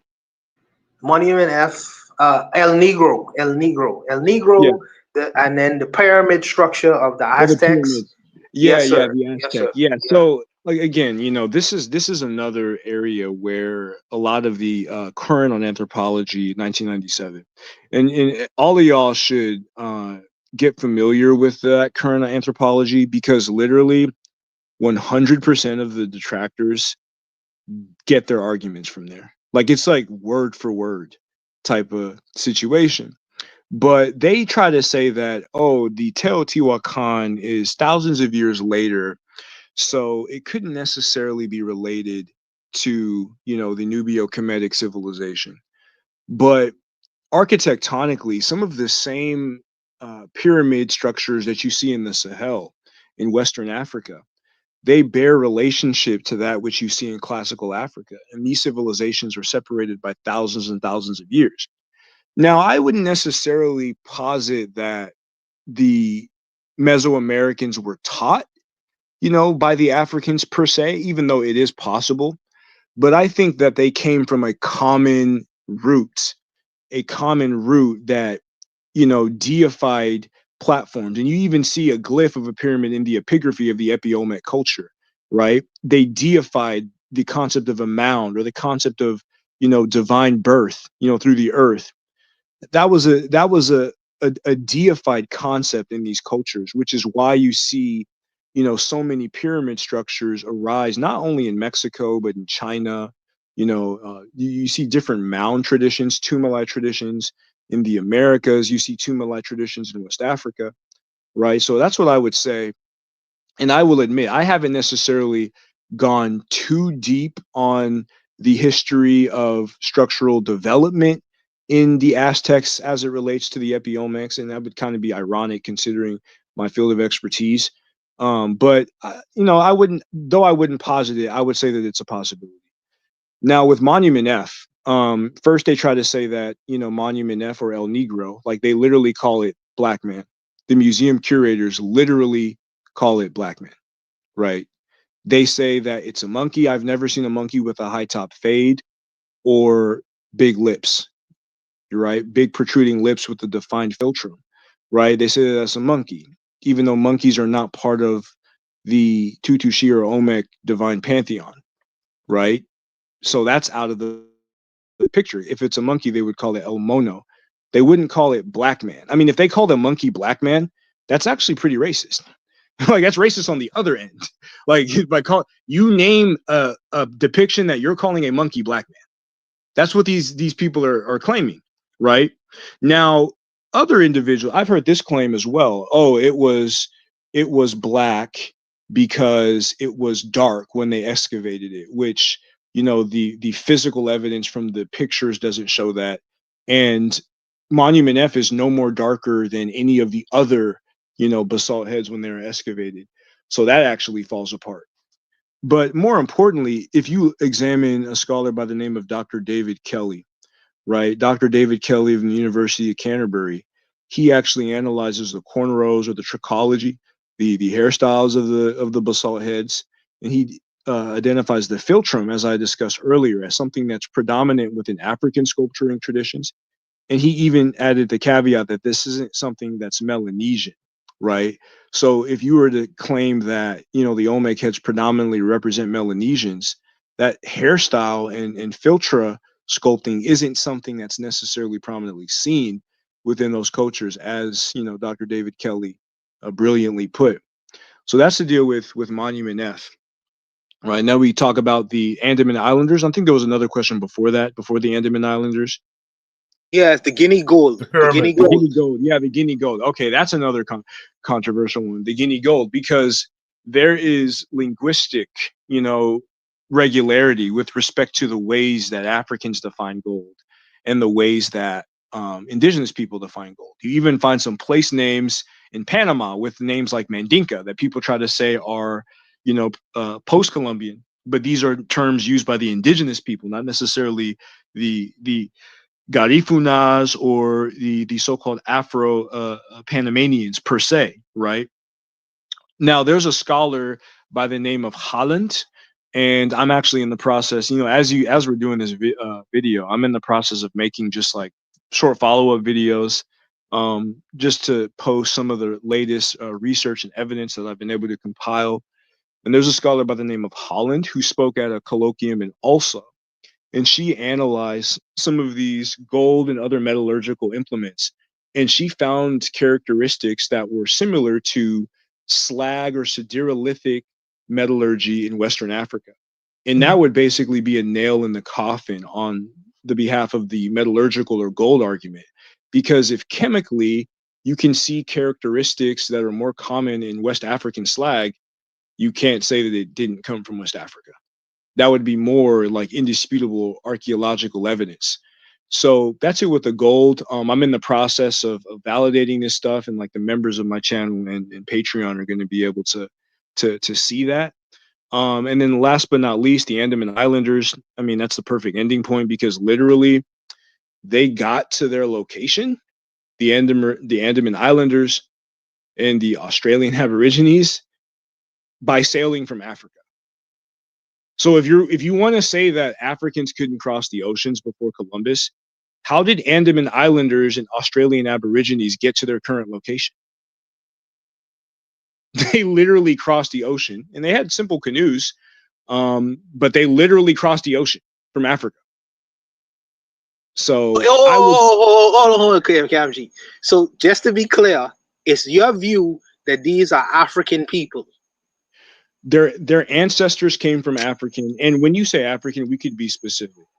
Like when I use the term Megalayan, I'm talking about 4.2 thousand years to present, right? Cambone, Obadale Cambone spoke about tens of hundreds and the thousands with respect to when your diaspora left Africa. Was it a decade ago? Was it 100 years ago? Was it 1,000 years ago? Right? 10,000, 100,000 years ago, right? So we could put some context about who we define as African and who we define as Black. I wouldn't say a Fijian isn't Black if they define themselves as Black, or a Melanesian isn't Black. And historically, with respect to precedent, even if you look at the UNIA, John Maynard, right, who was a leader of the Black Fellows of the UNIA. You had Dravidian, people within the UNIA, Dravidian branches of the UNIA. There's this funny page on X called Zargos Neolithic or something like that. And he looks at some of the people within Southern India who actually look more similar to Andaman Islanders. And he talks about how like those are the indigenous ancient Indians. I think it's pretty funny. But there were different Black populations who were unified on a global front against imperialism that existed in antiquity. So there's evidence that we've actually been able to successfully organize with this. Now, I know Abos and Pretendians, they like to cling, Clyde Winters and David Imhotep, they were the ones who promoted the YALU polymorphism or Yap marker being in the Fuegians in Patagonia in South America. And I wasn't really able to corroborate that independently.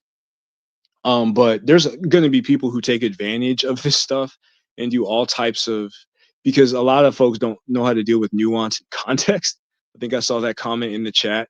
But again, if we're trained and we're structured and we have an organization, none of that will matter. We'll just get the job done. So long story short, I would say, yes, they are in certain context, but there's also certain spaces where, we should more so deal with our home local front as opposed to being, so international. We got to get certain things in order locally before we could step to the international stage. And I hope I answered all your questions effectively. I would like to I don't want to step on your toes, Koku. I wanted to ask my brother Kamji a question. Well, let me introduce you first. I mean, well, before I introduce Kofi, real quick, did Kamji address the pyramids question? No, he did a good job, and really he put the onus on us to do more research. But I really wanted him to, in particular, this was a point of contention with Kofi the last discussion we had. So I really wanted him and Kofi to have a back and forth, in particular with this particular issue of Andaman Islanders and the Aborigines in Australia. So I'll just let them have it. Wait, what is the point of All right. Well, contention that said, exactly? let's welcome in. I'm not aware of the point of contention because I don't. Well, Kofi will tell you. Kofi will tell you right now. Kofi, how are you this week? Doing good, doing good. Glad to be back on the panel. Good to hear you again. And again, my condolences to you, Koku. I appreciate it. Basically, yeah. Kamji, I really admire you, brother. You put in a lot of work. I'm gonna say that you put in more work in than I have with this particular subject, right? So my contention is not to undermine what you're doing, not at all. What you're doing is spectacular and I love it. But with that same mind, when it comes to archaeology and when it comes to genetics, there's certain things is I see what you're trying to connect the dots for certain things, but there are several missing links there. So I'll start from what Buana was saying. So it's been a thing people are saying, well, of course, look at the Aztecs, the Mayas, and the Incas. Look, they have pyramids. The pyramids there are not the same pyramids in Egypt, right?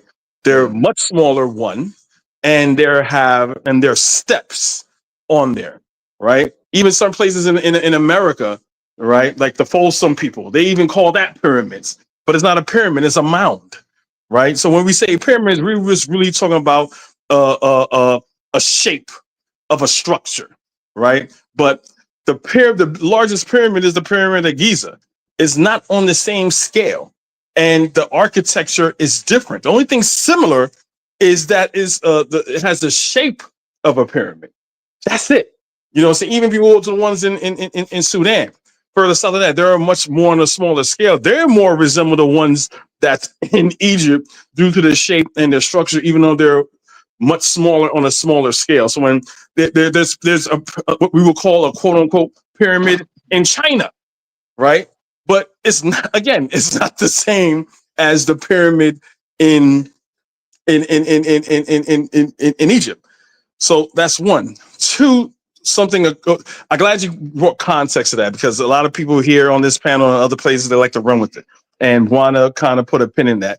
When he asked you about the people from, I'm not sure it was from the Solomon Islands and the Aborigines. So when you said, well, yeah, of course, Africans had the capability, and Ivan Van Sertima pretty much proved that with marine biology and maritime science, that the Africans had that. But you said that, yes, they were able to get there, right? But then Buana was like, whoa, so you're saying they're Africans? And you contextualize like, well, no, it took these people thousands of years. Now, what I would add is that then they're no longer African in that sense, because it took them, it didn't take 1, 2, 3 generations. It took these people thousands of years to get there. They didn't just leave, I don't know, West Africa and sail off of the coast of Zimbabwe or something like that, and or Madagascar, and just sail directly to Australia in 1 or 2 generations. No, that did not happen, because we can see that when it comes to genetics of the people of who they are. And the reason why I would say that when you test these people that you guys quote Black, aka African, I'm pretty sure they have Neanderthal DNA. And you know, KMG, that all humans outside the continents of Africa have Neanderthal DNA. And I'm pretty sure if you look, you test the Jarawa people, the Native Americans, all these people have Neanderthal DNA, not your classical African. The last point I'm going to make, and I think you and I were talking about on the Discord, everyone get to the Discord. I commend you. You put a lot of work in. I'm not trying to undermine your work. You did an excellent job.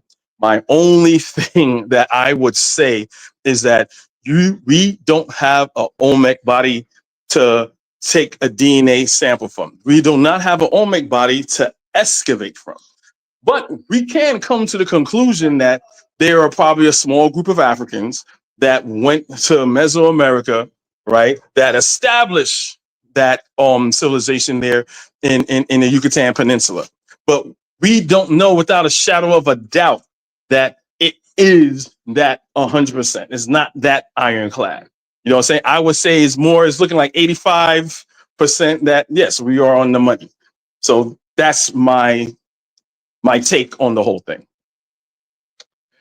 Okay, I think I agreed with the majority of what you said, particularly like, and that's why I added context, talking about these different groups of Black people around the world, or African people that migrated from Africa and settled into the different regions of the world, right? Genetics, and this is one caveat about genetics.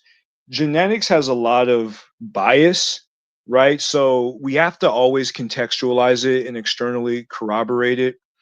An example of that is, like, if you look at some of the evidence I posted from Harvard's Allen Ancient DNA database, which sequenced research from Kipson and Becerra and different research showing, B haplotypes, paternal haplotypes in pre-Columbian Mexico, right, and Belize, right? You can clearly see that under certain rigorous sequences, there's going to be African haplotypes that come up. And this is largely because a lot of these companies and independent researchers use microarrays that are more so distinguished to classify Eurasian and European diversity. And they're not necessarily specific to African genetic diversity, which is why a lot of researchers would prefer whole genome sequencing than 1040 or other different methodologies that are not as holistic with respect to getting all of the different SNPs, that we see in Africa. So you're going to see bias in the direction of Eurasians away from Africans in all different genetic studies. But with that said, there's a certain ethical dilemma that we should discuss, in the sense of not necessarily hinging on that when it comes to who we identify as us. Because you've heard the adage, a lot of skin folk ain't kinfolk. And there's a lot of different people who, even though they may have more of a genetic affinity with us, they're not necessarily us. And that's going away from genetics, away from biology, and more into politics and the political reality, which is why I brought up the UNIA ACL in that light. So I would say that from an ethical standpoint, that's kind of the approach that I would take, while I do submit that, yeah, and I don't know about the Jarawa people, but many of these other groups in Asia and Oceania do have Denisovan, and some of them have Neanderthal affinities, right? And some Well, let African me ask you a question. I'm cutting you off. So if you were, because we all understand, for those who don't understand, that DNA is a timeline. So if you understand what mitochondrial DNA, we all understand that mitochondrial DNA goes to the woman, and we all trace it back to a woman in Africa. So no matter who you test for mitochondrial DNA, it's a signature. So it acts like a timeline. So if you were to look at people from Oceania or people from the Solomon Islands, things like that, when you look at their DNA, right, their closest related ancestor is not the African. There's several groups of people from Asia that will be more closer to them. What I think a lot of people is not understanding how nature works is like, we are a part of nature, right? I try to explain, there are animals and plants that look exactly the same, but there are different species of animal. You can take ants, you can take birds, right? If you read Darwin, The Origin of Species, right, it'll show you some similarities, but there's certain tweaks within that species physically that may make it different due to how they look or their diet, even though they look the same. And that's what I think we're not understanding, that just because something looks the same and exactly identical like us, that's what it is like on the surface level, but that's not what it is like genetically. So all the people from the Jarawa people and the people from Australian Aboriginals, if you look to see who their closest ancestor is, not the continental African. And that is my bone of contention when we have these discussions. Well, I think we need to distinguish like their ancestral population versus the closest relatives, because I think what you meant to say is their closest genetic relative would Correct. be non-Africans, whereas their ancestors did come from Africa, Correct. right? And to your point, and that's kind of why I wanted to take the ethical approach, because again, not all skin folk are kinfolk, and when it comes to politics and what we do politically, because that's really where the rubber meets the road. We're talking about how we relate to each other in the real world. We're not necessarily But Kanji, talking. hold on. I understand. I know I'm cutting you off again, but you're absolutely right. But I like I'm not saying you're doing that purposely, but me, I think where people get lost when if we talk about science and genetics, let that be its own topic. Now, when we want to talk about the unification of black melanated people, right? Mhm. From a geopolitical standpoint, then yes, I'm all for it.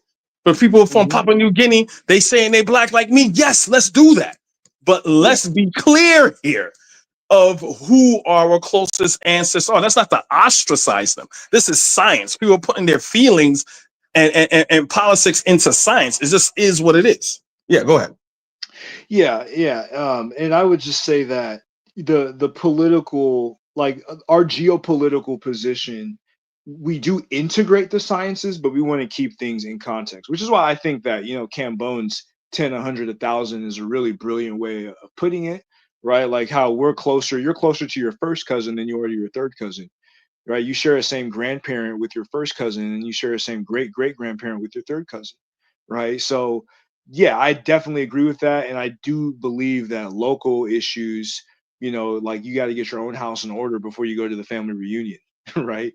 So, I think that that's all important, and I don't necessarily have that much of an issue. I know that FBAs like they want to, constrict blackness to America and American slavery.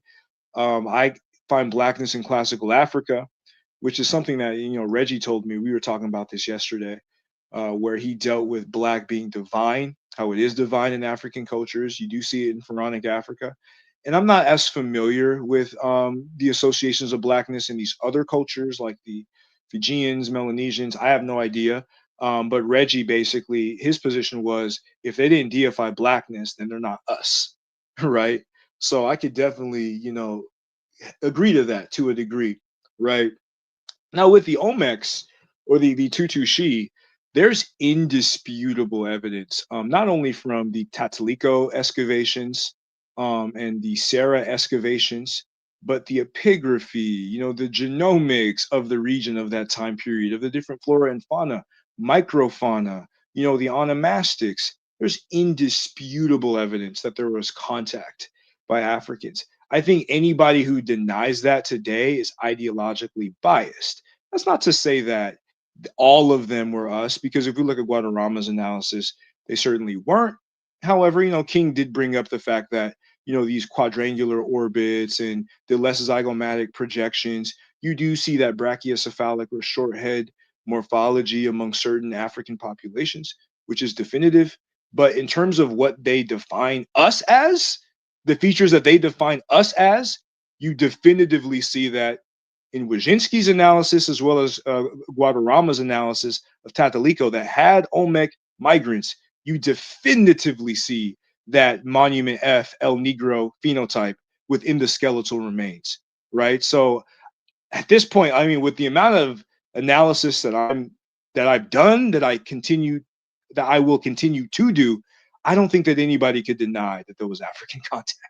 I don't know how anybody can deny that. I mean, I would more again, like I said, Olmec body or remains have not been excavated for DNA analysis to run on. But of course, we have to Tataliko go have on Olmec artifacts. migrants.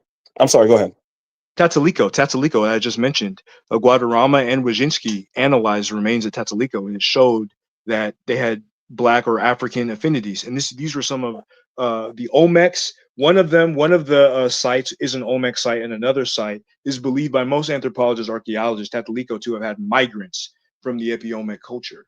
And both of those, the excavations from both of those showed remains with African affinities. And they go back around the same time period as the Olmec heads when it's dated, when you with chemical analysis, the dating. So they know. I have to do more research on that, but to see if it's if it is, because that was always my bone of contention for me. But with all, like, so you're talking about the fauna that they have, and I use the same thing that the Sheikh Anta Diop use and Edifayo Benga use when we look at the ancient Egyptians, when they say, oh, the ancient Egyptians, yeah, they're not black, but when you look at the wall text and you look at the funerary text, you'll see the king and you see the priest will have leopard skin. There's no leopards in that region. So they were doing business with the South, and they had a lot of things, a lot of trade, a lot of things that they did. So you're like, okay, these people were obviously in contact. But thank you, brother. I'll do more research when it comes to that. Thank you. No doubt, no doubt. Appreciate you.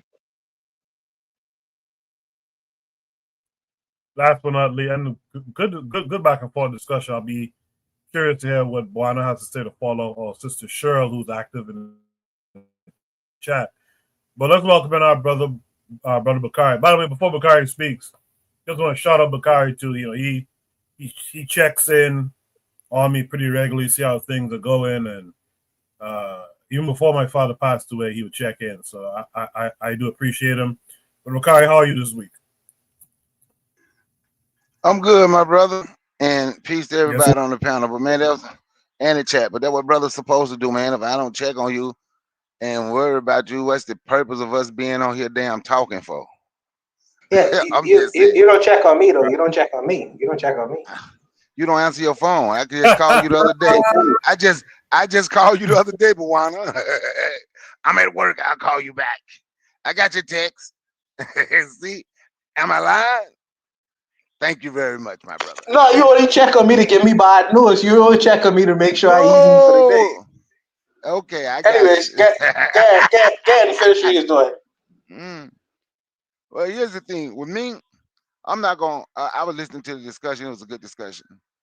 I ain't arguing with nobody about no science or nothing like that because I ain't no scientist. But I can say my point of contention of certain things that I hear. I always hear black people arguing and say who's not black, right? And I don't think anyone can say we gonna argue and say these people not black, but then say we gonna be able to come together. That's gonna be kind of hard to do. So we're not the same. And me and Kofi cool. Me and Kofi talk, right? So I don't mention conversations that I have with people, but I have to mention this one right now. I remember one time Kofi told me and people from Georgia is not the same because I'm from Mississippi and they're from Georgia. Nah, I didn't say that. I didn't say that. Yes, you did. Kofi, yes, you did. So now watch context this. is free, but go ahead. You got the floor. My bad. Okay. But I'm just saying that. So, but here's the thing. So when we say who's black, you can't say such and such is not black because they didn't go through this experience of black people in the Western world. Then turn around and say the ancient Egyptians are black. They didn't go through the experience of black people in the Western world. We can't have it. We can't have it. We can't have it both. Both ways. These people not black, but these people are. They didn't go through our experience of slavery here, Jim Crow here, and whatever we done went through over here in this part of the world. For me, I believe, we constantly argue about who is and who's not, and it keep us from actually coming together, doing something together, because it's going to be hard to say, yeah, all of a sudden I'm going to just start saying, yeah, you know what?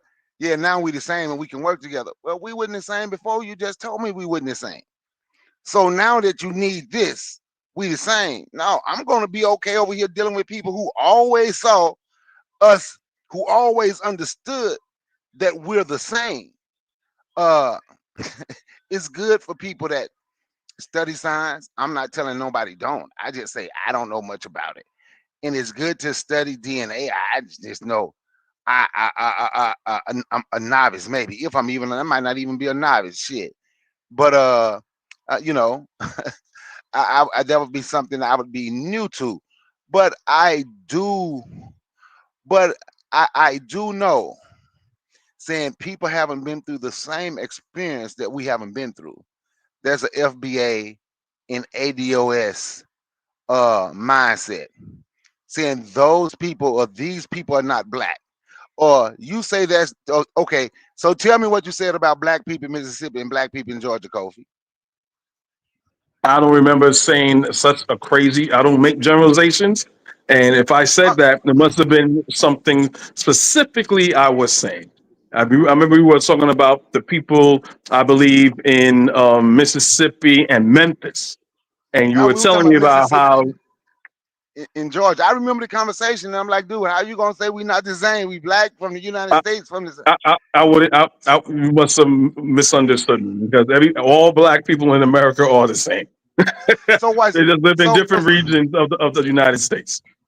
so now watch this. So let's say you say because every black person in the United States, even during slavery, didn't have the same experience because there was some black people here that was never slaves. So if it's gonna be based on experience and what you went through, Wait. So who are those people that were black that were never slaves? you think every black person was a slave? I could give you an example, and I could give you a quick example. And Francois Rousseau, he was born in 1798, and he immigrated to New Orleans from France in the 1830s to participate in the illegal slave trade. Right? He had children with an enslaved woman, and they had a son named Urson. Right? Urson's great grandson is a man named Tariq Nasheed. I'll leave you with that. Yeah, that's one person. I think he was talking about referring to groups of people. I No, know there I'm were not saying. individual I'm black not. people here that So were that's not what I slaves. said. So that's what I said. So with those, so would I be the same as those people? Because their experience wouldn't be my experience. No, well, And again, you said people meaning plural more than one. So I don't know yeah, more groups than of yes, people. more than one black person was not enslaved. It was more than one free black person in this country. Come on, man, you know that. You know it was more than one free black person in this country. Okay, so let's test this. So No. what town did all these free black people live in? I didn't say no. Oh, see what you're doing now. You're trying to move the goalpost. No, Because I'm my not. You point is, said people. no. You said Oh, people. I'll give okay, you the you're right. floor, man. We'll talk later, man. We'll talk later. But what I'm saying is, since we don't have the same experience, they wouldn't be my like. I'm gonna say like a lot of people that went through sharecropping, right, and complain about, and they have every right to complain about sharecropping, right? They couldn't read, write, count, and everything was stolen from them, right? They wouldn't be the same as my family. My family, my dad's side of my family could read, write, count, and acquired 4,000 acres of land. We wouldn't have the same experience.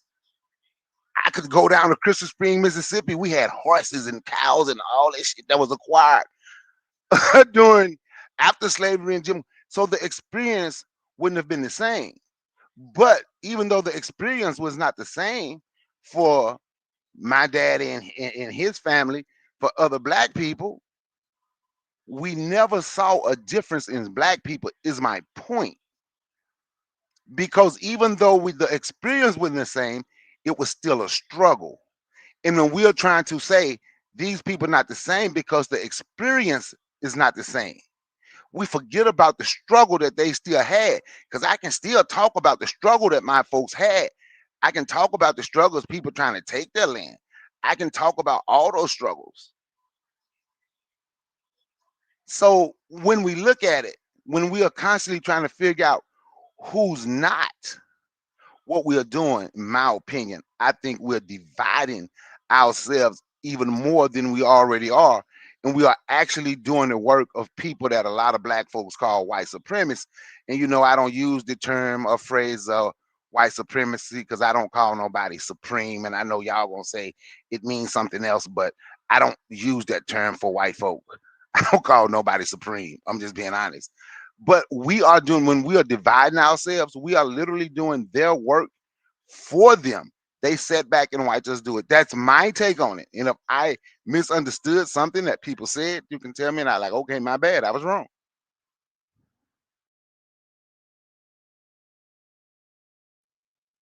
Very good good, brother. discussion. We good. Very good discussion. I don't know, because Cheryl and Buana have been pretty quiet for a while now. I don't know if you guys have any thoughts, but this is the last topic for the night.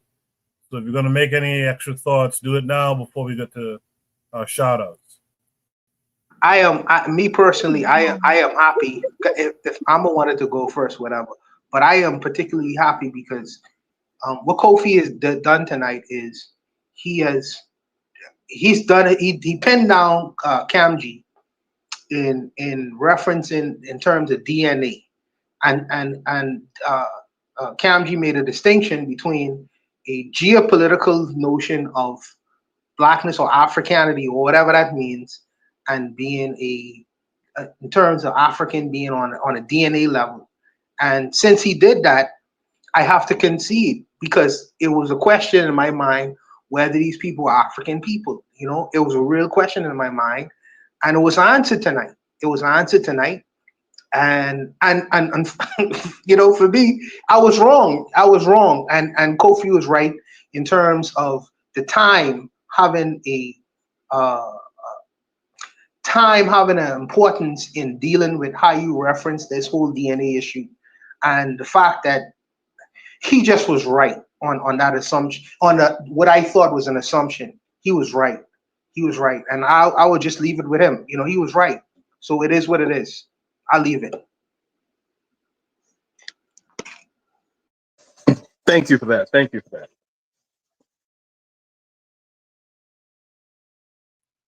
Sure, I gave you room there to speak if you wanted to. But if you don't have any last thoughts, man, we could go to shout out. Cheryl, you want to add something? Go ahead. Yeah, I mean, I don't really have much to add. You know, I think we just need to stay focused. Okay, when we have things in the Black world that we're focused on, it's okay to reach your hand out and stretch across the world and touch somebody who's been colonized. That's wonderful. Like, there's a lot of people around the world that have been colonized, and you know, that's what we do as African people. We feel for other people, but we have to be focused, because I think we get into these rabbit holes and we start running down and, oh, we this, we that, we did it. Like, and these are the type of conversations that make a Black person who's new to this type of thing confused as hell. Like, because they're the way people on this panel understand things is not the way our people understand things in general. Okay, so when you're saying all this stuff about Pakis and Indians and Asians, our people look at it from their perspective. I know it's hard to see things from other people's perspectives. Trust me, I understand that. Like, I have to learn that. But other people, especially younger people and people who are all into, you know, they're all over the place. We got Christians, we got to deal with, we got Muslim Black people, we got Black people that think the 12 tribes of Israel. We got all types of confusion, and that's why when we jump in all over the place like this, it becomes confusing for the audience. And that's why I think we need to kind of bring it back. Like, we need to reel it back a little bit, because we're not organized enough to be reaching out to all of these Black Pakis and these Black Indians and these Black everything, Black Asians and all of this stuff. Because, like, we're not that organized. We're not even a percentage of that organized to even do that right now. We need to focus on what we got right here in the African world.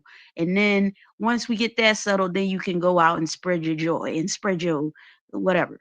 But we need to focus. We lose focus so easy. I just want us to reel it back. Just reel it back a little bit. Appreciate that, Sister Cheryl. Before anyone leaves the panel, man, let me get your shout outs for this week. RBG, Real Black Gentleman, asked if there were traces of American specimens found in Africa. I think Kamji addressed that with I think it was corn. Was it corn or cotton? Yeah. Z-maize. Maize, yeah. That's found in Cape Verde via West Africa. No, that was Yeah. Cotton. So That was Gossipim Hirsutum. okay, so corn is found where on the continent? From where? Corn is found in Ile Ife, in Ile Ife pottery sherds, and Right. cotton Gossipim hirsutum from Mexico is found in Cape Verde, and you also have Gossypium gossypoides in Mexico, which is an African ancestry as well. All right. So hopefully that answers RBG's question. But without further ado, man, shout outs for this week. Amigos, go right just straight down the line. Brother Bakari, what would you like to shout out this week? First, I want to shout you out for being able to come on here and host a podcast, you know, with what you're going through. And shout out to you also for holding it, you know, together, you, your sons, and everything, you know. So you are who and what I'm shouting out this week. Koku is and shout out to Kofi and Cam Javerse, Bawana, Cheryl, that's her name. I always say her name wrong. And everybody in the chat. That's my shout out. Appreciate that, bro. Appreciate that, Brother Bakari. I don't know why Kamji dipped, but Kofi, what would you like to shout out this week?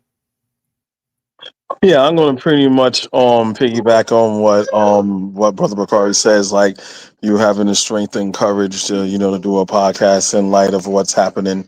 My mother passed about 5 years ago. It feels like yesterday, so it's hard, and I just pray with the ancestors just be with you and just be able to give you strength.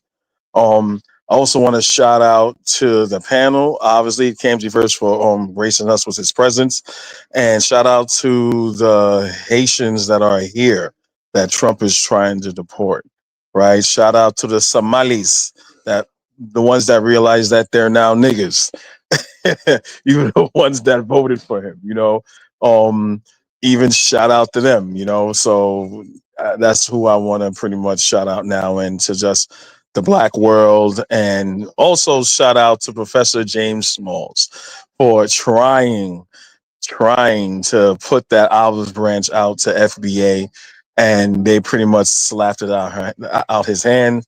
So right now, FBA is doomed. There's 100% a bunch of sycophants, and so just shout out to all the real black people that look as blackness and unity as your mental state, not where you came from.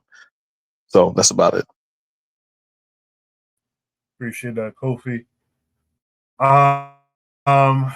Thanks for the shout out from you and Bakari. Kamji is back. Kamji, what would you like to shout out this week? Yeah, man, I didn't even know that you had lost your father. Condolences to that.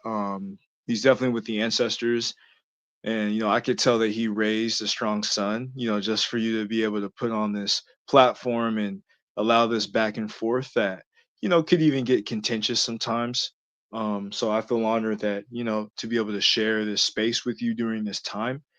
And I just want to give a shout out to, the fecal brain assimilationists as always, because they're losing, as Kofi just brilliantly put, one of their only legitimate scholars, living scholars in James Smalls. So the fecal brain assimilationists are reeling, and they're going to have to figure that out. Hopefully the Alphabet Boys and the Central Intelligence Agency give them a new script. So shout out to them. I want to give a shout out to, all of the black folks around the world who are interested in intelligent conversations and interested in black liberation. Shout out to y'all. Shout out to all the brothers and sisters on this panel. Appreciate y'all for letting me say my piece tonight. Peace. Yes, sir. With that said, Sister Cheryl, what would you like to shout out this week?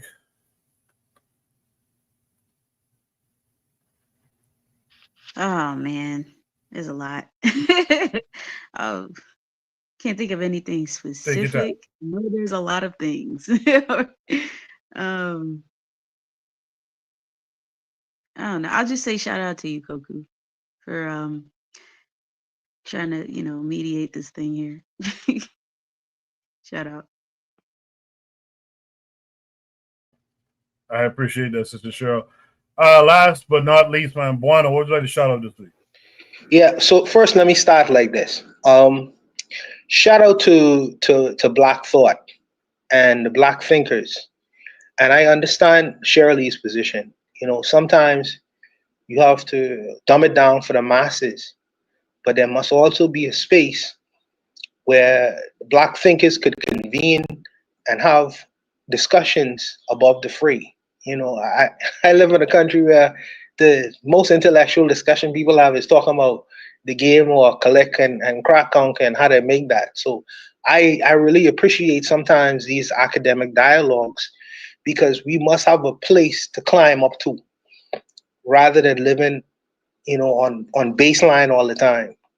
So if the Black thinkers come together and able to have sometimes, not always, sophisticated conversations, we must have to arrive to the challenge of listening to what they have to say, and even trying to put ourselves in a room with the thinkers, because that's the only way you could learn and get better. You can't always be in rooms with people who think just like you. Sometimes you have to find yourself in rooms where you're challenged. So shout out to this room for trying to attempt to do that. Between Kofi and Kamji, that discussion for me was quintessential. That was a very, very great discussion that they had, and I really appreciated that because you usually don't have them. So shout out to them brothers for engaging like that. Shout out for Brother Bakari. Brother Bakari is a glue. Brother Bakari is the glue that he always been saying a long time ago. How we gonna get together? Let's get together. He is a little bit older than us, so he understands the importance of doing that, and that can't be wasted. The brothers who see further, and he understands the importance of getting together. And I ain't gonna be dismissive of that, but sometimes, Brother Kyle, you call me early in the morning. I gotta do my business, bro. But needless to say, I appreciate his calls in Kofi and Koku and checking in on me as well. That's very important, and I don't get past me, brother. And I appreciate you for doing that. Finally, and shout out to Amma as well. Finally, let me say this. When my father died, when my father died, I came to the realization that I was now in the driver's seat. I was the quintessential man now. When my father passed, and I still having a difficult time dealing with that because my father was such a presence. But sometimes, not always, sometimes when these things happen, you have to put your shoes into the person who's been in the driver's seat for such a long time. And sometimes that could be very difficult wearing those shoes. But I personally believe that your father would be very proud of you for delivering this message and what you're trying to do in trying to bring people together. Your pops raised a smart intellectual brother to push on whatever he had inside him. He give it to you, pass on to you, and it's for you to pass it on to your children as well. So I personally think that you have the ability to wear those shoes and go forward in this world and do great things. So like I say again to you, Koku, condolences, brother. But I think that you will make your father proud in your efforts to push forward the progress of Black people on this planet. So much respect to you, and I'll see you next week. Peace out. Yes, sir. Thank you all for the shout outs and the condolences. A shout out to my dad. That's my shout out this week. We had a complicated relationship, but I'm thankful for him. My father was a Gaviite, and that's how I came to know and to do my own exploration of Gavi and Gaviism. So I appreciate him for that above all else. And I'll we'll lay him to rest next Saturday, so we won't be live next Saturday. I'll be back home for that. But the week after, I hope to have the strength to come back and do this again. Some of you would have pointed out, you know, they say bury the man and continue to plan. So once I get through it, we got work to do, man. And we'll talk more about that in the future. That's the show for this week. We'll be back in 2 weeks. I hope we'll be back in 2 weeks to continue these discussions and hopefully to start talking about in the real world. You know, but Brother Bakari, I want to point out, and I pointed out earlier, but we're doing that thing, that Gaviite thing of reaching out to people and checking up and checking in. So we got to continue that type of thing as we go forward, man. But in the meantime, you guys be good. I'll see y'all next time. Peace.